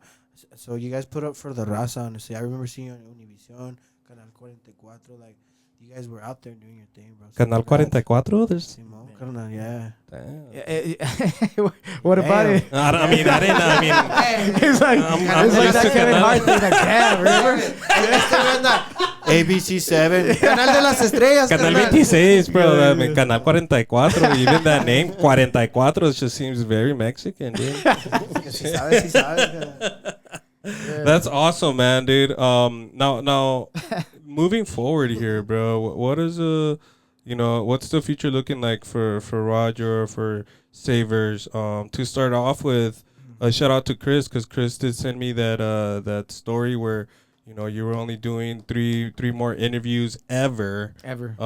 To start off with, why? What's the plan with that? Why that decision out of nowhere, dude? Disney calls and what if you have to? It's just one of those. It's just one of those times in life, It's one of those moments in life where it's just like, okay, Ya me cansé de esta madre, güey. Ya. Yeah. like I'm doing like 3 interviews. I'm gonna talk. I think that's you know why I'm talking a lot, and It's the last one. yeah, because I'm just like, dude, like I want to talk about certain things. Like I'm gonna talk about stuff that I've always wanted to talk about. I never talk about. You know what I mean? Yeah. And so I guess that's why I'm going deep in with like different topics, because usually, we get to do interviews and you gotta like keep it safe. Yeah, You know, like you can say this, you can say that, but Yeah. but stay away from this or don't go too deep in, And Yeah. it's just like right now, I'm just like, dude, I'm just talking about everything I What want. I don't want, Roger, because this is pre-recorded. I don't want you to later on send me a message like, And it won't be me. can you bleep that out? And then next thing you know, this is all you're gonna hear for the pod. And now, Roger, what were you doing in your Escalade? Why? But that's. I mean, I guess it's fair. Yeah. It's pretty Appreciate cool. the honesty, too, 'cause Yeah. Yeah. So There's thank you for letting us be one of those three groups threes, to yeah. give you that. Nah, interview, dude, thank man. you guys for having me, and I think, and also what helps is that I get to like hang out with you guys. Like you guys make everything like comfortable and chill. It's like Just wait until we get off the fucking camera, doggy. Chuy's gonna bring in some tortas and Pero de de de jamón, colita de jamón, pavo, de colita de jamón, pavo. Hasta milanesa. para los pobres como yo, güey, de frijoles. frijolitos. también, Those are también. good. Besito, güey. Hey, times are tough sometimes, bro. Yeah. Hasta de atún, I had, güey. dude, like some of the best food, dude. Hey, neta que Till sí, this day, yeah, dude, yeah. straight up. Like we would get creative. You know what I'm Talking saying? about struggles, bro. Is it cool we talk about that? Yeah, of course. So I was doing my research and She's pretty asking crazy, for bro. permission. well, yeah, because it's a tough topic, bro. Our Yeah. boy over here used to live out of his car, if you didn't know. Yeah. And I don't know if you wanted to talk a little bit about Yeah, it's because when you're trying to do, I guess me trying to pursue music, I had those moments where you just wonder like if you're going down the right path or if you should just kind of wake up and grow up or go do something that's Be a regular person. yeah, just be like just go with the safe route, I guess, And I remember, I remember thinking like to myself, like one of my best friends just bought a house and he has a good job, good paying gig or whatever. And he just has his house and he's like single and he's just, I wonder what that feels like. I'm over here living in a car, you know what I'm saying? Like like we're the same age, and I'm just like, dude, everything looks completely different for me right now. So I have a kid too, and so he was with his mom and I was just trying to figure out like what was next. I was trying to figure out if I should continue or not. And at some point, bro, like I think that's what happened. I think at some point it just felt like I had traveled down that road for too long to even just like, what am I going to do? Turn around and walk back? Or what am I going to do? Just like, just sit here and then just not do anything. It was just like, I'll just keep walking down this road and then see what happens, And he didn't quit. He kept going. Good. Because let's be honest here, man. Like, even the career that you chose, it's a very hard career. Even if you're a skilled person, I feel like at a certain extent, you also have to be somewhat lucky as well, right? You could be the hardest working person, but, being maybe at the right place at the right time, opens a lot of doors. But I think the most important thing is like having that strength to just keep going, right? We've gotten to a point too where it's like, bro, we've been doing this 5 years now. Are we doing okay? And sometimes you kind of have to pinch yourself and kind of remind yourself where you came from, right? Like sometimes we think like we need to do better. And then we go and I go back like, dude, 5 years ago when I started, we didn't even have cameras, just one mic inside of a hot ass garage. But that's good. I love that you said pretty much no other choice but keep walking. Yeah, and honestly, so I'll kind of go back to what you were saying about luck. There's a saying that they say the harder you work, the luckier you get. I don't believe that it's talent, and I don't believe that there's luck. That it's luck. I feel that it's just if you just grind it out, but stay on, like literally don't quit, no matter how long it takes. I think that's where the magic happens. Honestly, I think that's where things start taking shape, because you could work really hard for a short period of time and nothing's going to happen. You can get lucky one time and it doesn't mean anything, because it's really hard to sustain anything. So it takes time. And I feel like that's right now in this era that we're in with social media and instant gratification. People want things now. Yeah, they want this shit I overnight. want this to work in 6 months. If not, I'm moving on to the next thing. It didn't work in 6, and then you go to the next thing and it takes 6 months, and then you quit and go to the next thing, and so on and so forth. And you never really stick to anything, and that's the biggest difference. So when people ask, well, or people talk about talent, dude, there's plenty of talent out there. I know some like amazing, ridiculously talented people that for some reason, if it was based off talent, they'd be top, yeah. Yeah, but it's not just talent. There's a combination of things. And I think the most important thing is just sticking it out, dude. Like just fucking keep grinding. Like sticking to it until like things happen, until like just not really like just not accepting that it's not gonna work. Basically, it's like, no, this is gonna work. Having no plan B. No plan B, dude. No plan B. If you guys are done, you guys need to start writing. That's good. Chew, you wrote it down, Chew? Wow. This is recorded, right? We could just go back and listen to it. But you gotta visualize it. Damn, Chew. You gotta put it in front of you. Nice. I'm out in my zone, but what do you say? Boom. Yeah, for sure, dude. Yeah, dude. Jordan inspiration is what we call it out here. But that's pretty beautiful, bro. Put your mic in your fucking mouth, dude, please.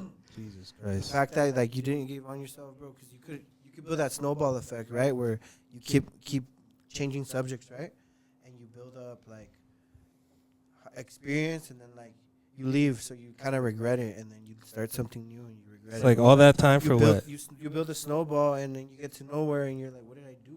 Well, it's like, how can you get good at anything? And even if you're not like the greatest, right? But how can you get familiar and just good enough at something if you don't stay long enough, And it's just like any job, dude. Like, when you start any job, or at least it's happened to me. Like, I had a lot of different jobs, and so every job I started, I remember the first couple of days, I was always in my head like, dude, I could never do this. Like, this is too complicated. This is crazy.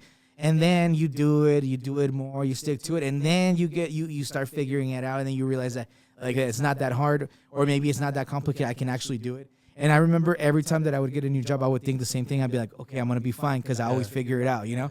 And but then at some point, I mean, you want to get good at something. Yeah. You want to become an expert at something, or at least very well versed or very familiar with something.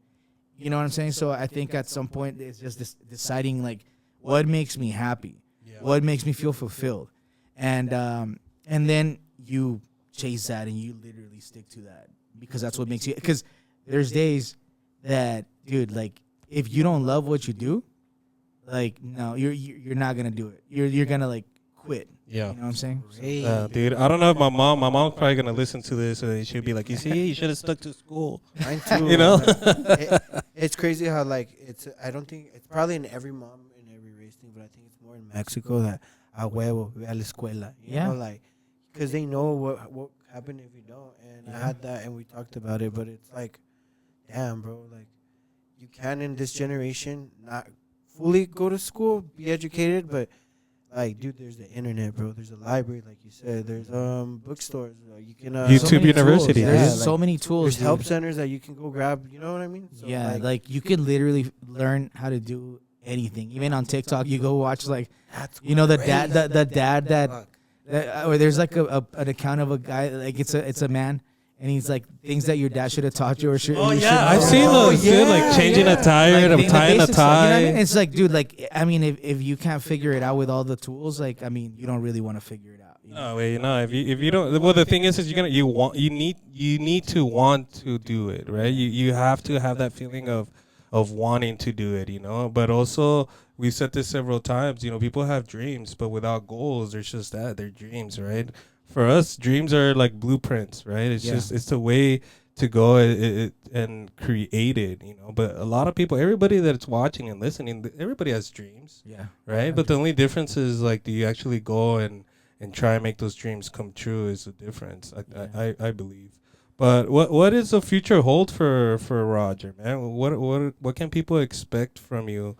You know, especially with Soundstage 9, with your band. With your solo stuff, what's happening in the future for you, bro? That's a good question. For the next World Cup. For the next World Cup. Almost there, dude. So with Soundstage, you know, right now I'm really focused on just creating this path. You know how you were talking about, or we were talking about school, and there's pathways, and you know, there's education. Yes, there's education, but there's also like just pathways for careers, right? So it's like, for example, if you want to be a teacher, you know that you go to college. I mean, you go to high school and then you go to college for 4 years approximately, and then you get your bachelor's, and then at that point you could probably get a job as a teacher, right? So, and as an engineer, you know, there's a path for that or whatever. So, for music, or at least for artists, for producers, for, you know, people that are trying to pursue this as a career, that is not education, you know, there is a big, like, there's a disconnect. It seems almost like a gamble. It seems like we were talking about that. That's why our parents tell us to go to school, because it's like, well, you need to have something to fall on, to fall back on. You know, that's like, you know, that's the mentality, and that's understandable. Yo sé lo que te estoy diciendo. No quieres andar como yo. You know what I mean? And I was like, Mom, you stay at home all day. This is great. What are you talking about? Cocina rico. Yeah, so for me, with Soundstage, I'm working on creating this path for artists. So, you know, we're working with labels, and we're working with, you know, we're working with major corporations, major labels, people like just important players in the game on an industry level, to be able to bridge that gap where it's not like, oh, a crazy dream of like, oh, maybe if I get lucky, maybe if the stars align. No. Like, dude, like, this is start here. Because the industry, it seems like it's big and it's just like this grand thing. Like, oh my God, where do I even go? Like, where? No, you're right. I mean, for somebody that doesn't know how the industry works, you always think like, you know, I'm only gonna be famous if somebody finds me. If I'm a Justin Bieber, somebody finds me, or blah blah blah. Yeah, Dre, but with Soundstage 9, you guys are creating that path that these artists could take instead of feeling like only if I'm lucky. This is no. the path that you take, right? Like literally, if you want to be heard by any of the major labels, like we can set up a meeting. We can, you know what I mean? So it's like we're creating these paths, or trying to create more of being able to structure something where it's like, it's not something that seems impossible, because it's not, because then you realize that it's the same players, it's the same people, it's the same publicists, it's the same managers, it's the same label guys, it's the same people in the Latin, in the Anglo, like it's not that big, you know what I'm saying? And we know a whole lot of them, so it's just like, dude, and so we're like, we'll take care of the developing of the talent, because the labels don't want to develop talents. We've had meetings where they're like, you develop them, and then you bring them to us, and we'll help, and we'll take them to like a bigger platform or whatever. So that's literally what we're building with Soundstage right now. It's a lot of behind the scenes, but it's already happening right now. It's like, it's a real thing. Yeah. And so with that said, we are launching, where I'm launching my foundation. It's called the Next Note Foundation. Nobody knows about it. I've just talked about it today, and with Order up. Yeah, with so by the time, I don't know when this is gonna come out, but this is gonna be launched in like May, and they said that it's okay for me to talk about it already. So all right, so yeah, and it's gonna be literally to bridge that gap. What was it called again? Nice. The Next Note. The Next Note, dude. Yeah, because there's a saying. Well, it's like, so for example, there's like, I don't know if you've seen these reels with John Mayer, and they're trying to get John Mayer's playing guitar, and like he messes up. He plays the wrong note, but because he's John Mayer, dude, he's so good. He's just it's just like the next note he plays makes sense. You get me? Se la pasan. Well, no, it's just he adapts to it. He makes it so that it makes it like he takes like he it. did it on purpose. Oh, okay. Yeah. So it's basically like, it doesn't matter what you do, what move you make. It's always the next step or the next note that matters. That'll direct you. I like that, bro. John Mayer, I know you're watching, dude. Get on our show, dude. That's awesome, bro. So I'm excited for that. This is gonna be here in El Paso. Yeah, here in El Paso. Yeah, and we have some really cool things planned out, and some really important people like in the industry that are gonna that we're gonna do some really cool things with later in the year. So I'm excited for that, and I really just want El Paso to be recognized for, like I always say, our musicians, our artists, our producers, just artists in general. We're not any less or less talented than people in LA or New York or Miami, or Austin. We have Sonic Ranch here. There's whenever I'm in LA or wherever else in the world, like that, musically or music industry, when you mention Sonic Ranch, their eyes light up. You know what I mean? Right away, huh? Yeah, and because it's a beautiful studio, it's respected, it's one of the best in the country, and so it's like, dude, El Paso is important. Like, we have we're in the best border in the world, with Ciudad Juarez, so we're like an important region, let's be recognized, and let's bring the industry here too, that we don't, you don't have to just pass by us, like we got something to offer here too. Dude, just stay here, get some tortas, and record. Huevo que sí. Hola. You think if Juan Gabriel was still alive, he would actually be a big part of the recording studios? I think he always had studios, and he's had studios. He had his own personal studios, but he had a music school in Juarez, and like he was always like big on music education and just the next generation. So I know for sure, like he'd I don't know, I remember we were actually on that Savers tour in Mexico when he passed, dude. I remember we were in Guadalajara, and Juan worked at Televisa at the time, and so I remember that we woke up, and then he was like, dude, Juan Gabriel died. I'm working on the graphics. Like, they sent me the news, and I'm working on the graphics because it's gonna come out on TV or whatever. I was like, what? Yeah, I was just like, dude, like, that is, and because he was supposed to play in El Paso, dude, that day. I did not know. Yeah, he was supposed to play at the Don Haskins that day, and before the day he passed, yeah, he was supposed to play there. I didn't know. He was in LA, and he was gonna fly here, and he passed, dude. And I remember being like super bummed. I always wanted to meet him, or just be in the same room as him. And at one of the Billboard Awards, I happened, like, he passed he passed by me one time, and I was like, Oh, damn. yeah. And I remember seeing this guy behind him, and he had like red glasses, like shades. Well, it was like shades, and they were red. And I remember thinking like that man looks cool because he's like an older man. His name's Gustavo. Now I know he was his producer. And they won a Billboard that night. And dude, later on, I got to work with Gustavo. in LA.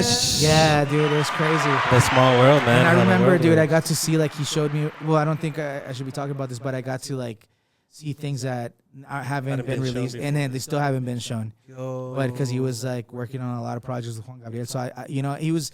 I guess going back to this whole thing, I would have loved to like have maybe met him and if I could assist him in anything, in Juarez, or if he wanted to do something. I don't know, dude. I just Yeah, you start thinking like, Yeah. especially as time has gone by and the success That's and stuff. Like for sure, you guys would have worked together, That's what I'm man. saying. That would've for been In a sure. crazy. multi-universe, do you think you guys could have been doing Yeah, maybe. Yeah, for sure. Is there any new music coming out from Roger, man? Is there anything? Do you have anything planned that you want to do, No. or does that just come out like you have to feel it, or you don't get the urge to create something? I'm always creating. Every day. I write songs every day, either for me, well, mainly for other people, because we do the artist development. So I write a lot. We write a lot of songs for all kinds of projects. And I'm always creating. I literally make music almost daily, Yeah. along with like everything else, like the soundstage stuff, like all the the Yeah. boring stuff. But you don't get to a point where like you create something and then you're like, holy shit, I gotta put this out. Yeah. But yeah. then you don't. But then you don't, and so yeah, no, like Roger with Roger Argenis, like that's done. Yeah. Is so, it? yeah. Why? Yeah. Is have you already like for sure made Yeah. up that mind? Yeah. Like for sure. Never- Yeah, it took like I didn't just make the decision. Damn, Chewy, we got the wrong guy to be on this. Te creas. Yeah, no, it's that's yeah. Like I mean, I'm always gonna make music, but we'll see what happens in the future. I mean, I have a little hunch, or I have a little feeling that maybe not, maybe not anytime soon, but you're very talented, and I know, like you said, if you create something every day, I'm sure you're gonna get that itch to be like, you know what, dude, let's fucking record this. Yeah, Call up the Takeover show. Let's open up GRS. Let's record something. I love it here, by the way. Stage Like nine, let's I love this studio, dude. Like I've recorded some stuff here. I did a live session there, and I've rehearsed here. Like it's a great studio, dude. You hear that, guys? That's coming from an Emmy Award winner. Oh wait, a Grammy Award winner. Emmy. Don't change it. I want an Emmy, dude. Like, Hey, I'm just speaking it into existence. Eventually you're gonna get it. you guys will get to get that Emmy. Yes, we are, man. Now, we do have a little game here that my boy Chewy has here for you before we do end this show. This is called the Cultural segment, and it's brought to you by your boy Chewy. Take it away, Chewy. Okay, so when it comes down to food, cultural, we're all Latino, we're all based, everything, we're all human, but yeah. we all like to eat, we all like to buy. So when it comes down locally, my boy, would it be Chico's or L&J's? Chicos, I haven't been to L&J's, man. You've never been to Whoa. L&J's? No, I haven't. Dude. Wow. I haven't. I don't know why. Like nobody ever brings up L&J's. Like we should go to L&J's, and I've wanted to go to L&J's, but it's just kind of one of those things that like Chico's is just, I guess, closer or whatever. Yeah. Or you're on the way to L&J's and you see Chico's and you're like, fuck it, Chico's it is. It's you always go back to like what Yeah, know. dude. And then after you finish, you're like, fuck, I should have Yeah, tried you're that. like, dude. damn, Like, damn. Yeah, Next time. Yeah. Next time. All right, dude. Now, speaking of food, are we going to do green or red enchiladas? Red for sure. Red. All With right. extra We usually onion. get green on this show. When it comes to burgers, bro, do you like In-N-Out or Whataburger? Whataburger, dude. Dude, I was scared, bro. I was like, dude, this guy's from California. He lives in California. Dude, I converted, dude. It took me. Okay, dude, this is how crazy it was. When I moved here to El Paso from California, it took me 10 years to finally give Whataburger a chance. No! Yeah. What? 10 Yeah, years? dude. I was like, nah, I'm not gonna do it. Oh, I'm my not. fat ass would So have you never ate on Whataburger for the purpose, first dude. 10 years, No, like when on you came purpose. back? Yeah, like on purpose, and it was just like at some point I was like, all right, let's try it. Yeah, you're Hey, all what was bad. the You're first like, yeah, bite you know what? What was that? Your first bite reaction. Dude. I mean, like it's because Whataburger's like just so juicy, dude. So like the flavors are crazy, and like there's like I like a bunch of the different ones. You know what I mean? Yeah, dude. Like the Monterey Jack, dude. Yeah, like I love that one. I like the green chili. Yeah. The buffalo chicken. Dude, all of them are just Yeah, dude. dope, you know. I went to Phoenix last month for my cousin's wedding. Shout out to Danny and his new wife now. Now they have In-N-Out out there, and I've never tried it out. So I didn't try it. I never tried it. So the next day after the wedding, super hungover. Before we left, we're like, oh, let's go try it out, me and my wife. So we go, bro. What the fuck? Why is it even in the same fucking conversation as fucking Whataburger, man? Like, well, what? Like, it's just a California thing, dude. Like, like it's so like it's just not. It wasn't that great. I don't get it, What are your dude. thoughts? I don't get it anymore. Especially after having Orange Cow, dude. Have you had Orange Cow? Orange Cow is good. Orange Shout Cow. out Orange Cow. Orange Cow. I know you guys are watching, Chris is dude. saying yes, Yeah, Sponsor dude, us. I'm always tagging them, dude. I'm always just like, yeah, like I'm always like, bro, like You Orange should have Cow. told us, man. We should have had Orange Cow on here. But dude, yeah, it was. And you know what was crazy, man? Is I go in and the first thing I thought was like, this is white people's food, right? White people would get excited for De this. vaquero, güey. And bro, I shit you not. We were there like right when they opened, so we were the first ones in there. By the time we were done, dude, nothing but white people in there, and they're all staring like, dude, aren't you supposed to be back there? You know, like, but Pick dude, up my tray. I told myself, dude, like I was so pissed off. Like it didn't even give it, like it didn't even have a chance, bro. Like it's just no, dude, no. The fries weren't even that great. The Animal fries are stock, the like, fries are wow. the fries are kind of bland. You know what I'm saying? They're kind of like I like Whataburger. Like caja, like, Yeah, like Whataburger is just I don't know. Like it's just there's so many Grasa. options. Super tasty, dude. Like it's just good. Yeah, dude, it's making me hungry. But anyways, real quick, Chewy, the next one, dude. What are Western we doing? Playland or Wet n Wild? Western Playland. Oh, all right, all right. Locomotives or Chihuahua? Chihuahuas. Ooh, locomotives or chihuahuas, and you went with the chihuahuas? Yeah, cause I have, dude. I still haven't gone to a Locomotives game. Oh my Yeah, bro, we god, gotta bro, kick you. dude. Yeah, I Dude, need to dude. go, but nobody like I don't know. I guess my friends don't. All go right, there. dude. Locomotives, guys, give us some tickets. We'll take our boy, Yeah, man. let's go. And he'll sing the national anthem too. I'm down. I'll play it on guitar too. And a guitar. Oh shit! I'd rather play it on guitar. Yeah, if we can make that happen, would you do it? Yeah, I'd be down. All right, dude. We'll make some calls, bro. We'll make some calls. So when it comes to sports, bro. All right, dude. Yeah, sports, man. I mean, obviously the only college here, man. Not throwing any shade on APCC, man. Shout out to them. Yeah, But all like them. when it comes to UTEP, bro, we doing UTEP basketball. We're doing UTEP football. Football. Football. Does Yeah. UTEP have a hockey team? No. No, but we they do have yeah, the they right- do. No, they do. They do. They do have Yeah, a and they're fucking and they're hockey good. team. And they're good. Yeah, they're good. Yeah, they do Yeah. have a hockey team. Our Shout- hockey teams are dope, dude. Like our teams are good. Like they're champs. Like they always win. Like they're good. They're always like leading the leagues and things like that. So Is that where you were practicing that one video? Were you at the Rhinos? no, I was at Nations Tobin, the rec center, and so usually, and I've played with some of the guys from like UTEP or like the Rhinos. Yeah. Like I mean, they play there too. They'll go in like off season when there's no ice. They'll do roller, and so on and so I forth. used So. to play there as a kid. Yeah, dude. Yeah, it's really cool. Yeah, on Nations. Shit, No, man. on Railroad. Yeah. Yeah. Well, I Nice. think it was called Nations Tobin Park at the time. There you go. It's still the same. Yeah. Yeah. Cool. Yeah. I forgot a question, man. Back to food here really quick. Now, we've said this before. We've had to throw some chingazos because of what some of our guests have answered to this. So I just really think about it Damn. here, Roger. This could change your career completely. All right. Do you consider a hot dog a sandwich? A hot dog, a sandwich? Do you consider a hot dog a sandwich? Is a hot dog a sandwich? Nah. Did I get it right? I was seriously thinking like, holy fuck, dude. I'm really gonna have to delete this whole shit, dude. That's funny. But yes, man, I hate when people say like it's a sandwich, you got a bun and you got some meat. Like, shut the hell up, dude. So does your girl, but we don't call her a sandwich. Oh, that's a bad joke. My bad, dude. Before My I bad. let you go from this cultural segment, we don't make it easy. That one was the tough one. This one's the more like, what the hell? Now, we're Mexican Latinos. Would you rather wait in I-10 traffic or would you rather wait in the Puente, línea del Puente? Línea del puente. La línea del puente. Yeah. Acá con los delanteros. Te puedes comer ya some Yeah, like, there's all elotes. kinds of like things happening. You know what I'm saying?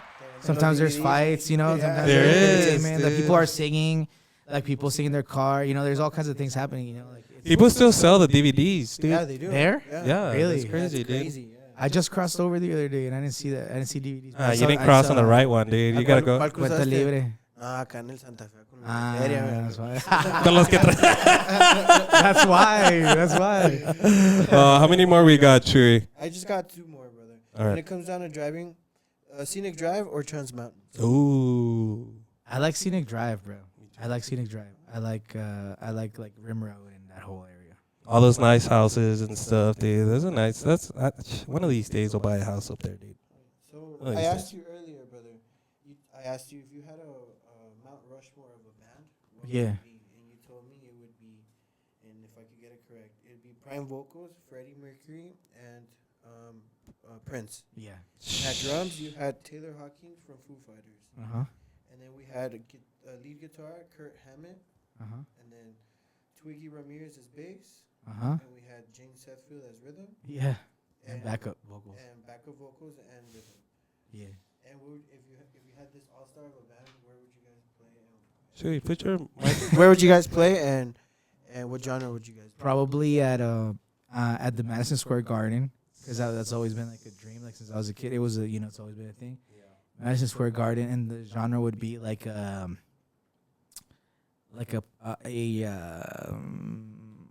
hard rock, I guess. That'd be crazy, like listening to Prince and Dude, Prince on guitar, bro? Freddie Mercury. Shit. Oh, yeah, or Prince. Robert Plant, dude, on there. That'd be fuck, crazy, dude, Robert that'd Plant. be Dude, Freddie Mercury on vocals, dude. What the fuck? Yeah, dude. That's insane. This dude picked like most of the dead people. Dude. Yeah, I asked him dead or alive, and he said he ran it. Yeah, dude. It's because I'm a big fan of all those guys. You know, like I'm a big fan. You know, so it had to be people I'm a fan of. Shout out.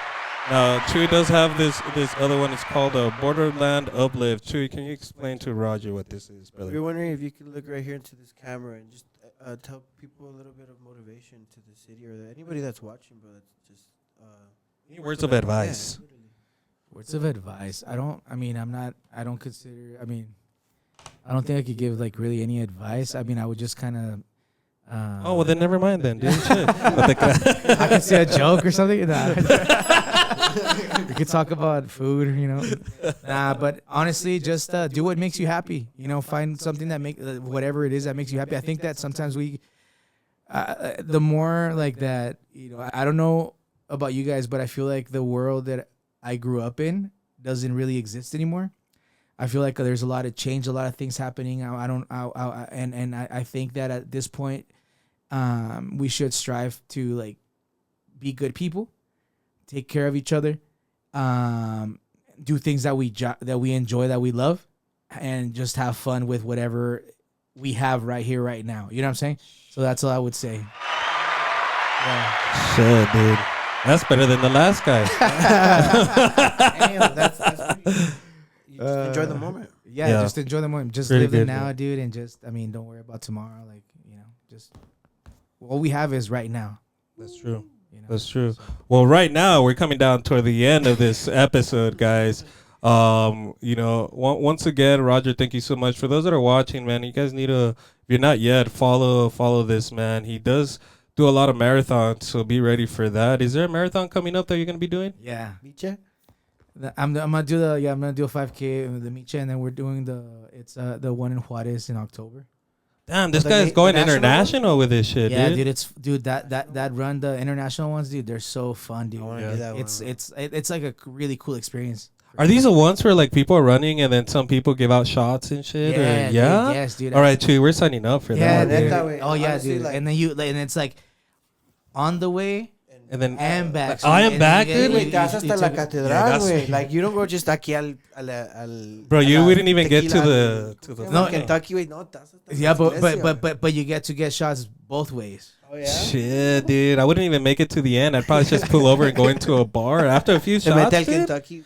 Oh, por unos Coming back, tacos. vámonos. So this is what we're gonna do. We're gonna go around this table. We're gonna give our last words.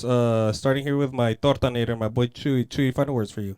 I guess next time we'll talk about how I got the badge. But Roger, it's been an honor, bro. Honestly, like you created a beautiful thing for the culture and for yourself and for the city, bro. So don't stop, bro. Whatever you're doing. If you ever need help or anything, bro, with your new foundation or anything, you have you have 3 friends, bro, that can count on you. Honestly, I appreciate that, bro. Chewy, how the hell are you gonna help, dude? Just Bro. kidding. mop the floors, bro. Mop the floors. There's Always always something to do. There's always something we can all do. Yeah, It's man. cool. So final words for you, Roger. Final words for me, man. Last interview, man. Here with the Takeover show. It's Until Disney calls. It's a pleasure to be here. I'm glad that I was able to that we were able to link up and make it happen. And I'm just grateful to be here, to be able to talk about what I love to do, and talk about just like our community and just I'm just grateful, man. I just I guess that's all I could say. I'm grateful. Thank you guys. If you guys ever need anything as well. You guys can always reach out. Ya dijo, ya dijo. Hey, I let's need get- an album right now, dog. Let's go. Let's do it, dude. Let's do it. Thank you, man. Yeah, Thank you, for sure. brother. So for final words for me, man, like Chewy said, thanks so much for coming through. We do have an open door policy. Even though you said this was your last interview, we're still waiting for your Emmy award. So whenever you do get that Emmy, come on by and we'll go ahead and talk about it. But dude, we wish you the best of luck, man. What you're doing over at Soundstage 9, what you've done already for it. We got to tip our hats to that. And good stuff on the music, man. I feel like we see you all the time on socials. You're involved with a lot of stuff, especially when it comes to music. We just want to wish you the best with everything you do. I want to wish you and your family the greatest of health. For those that are watching and listening, guys, please make sure to support the people that support us.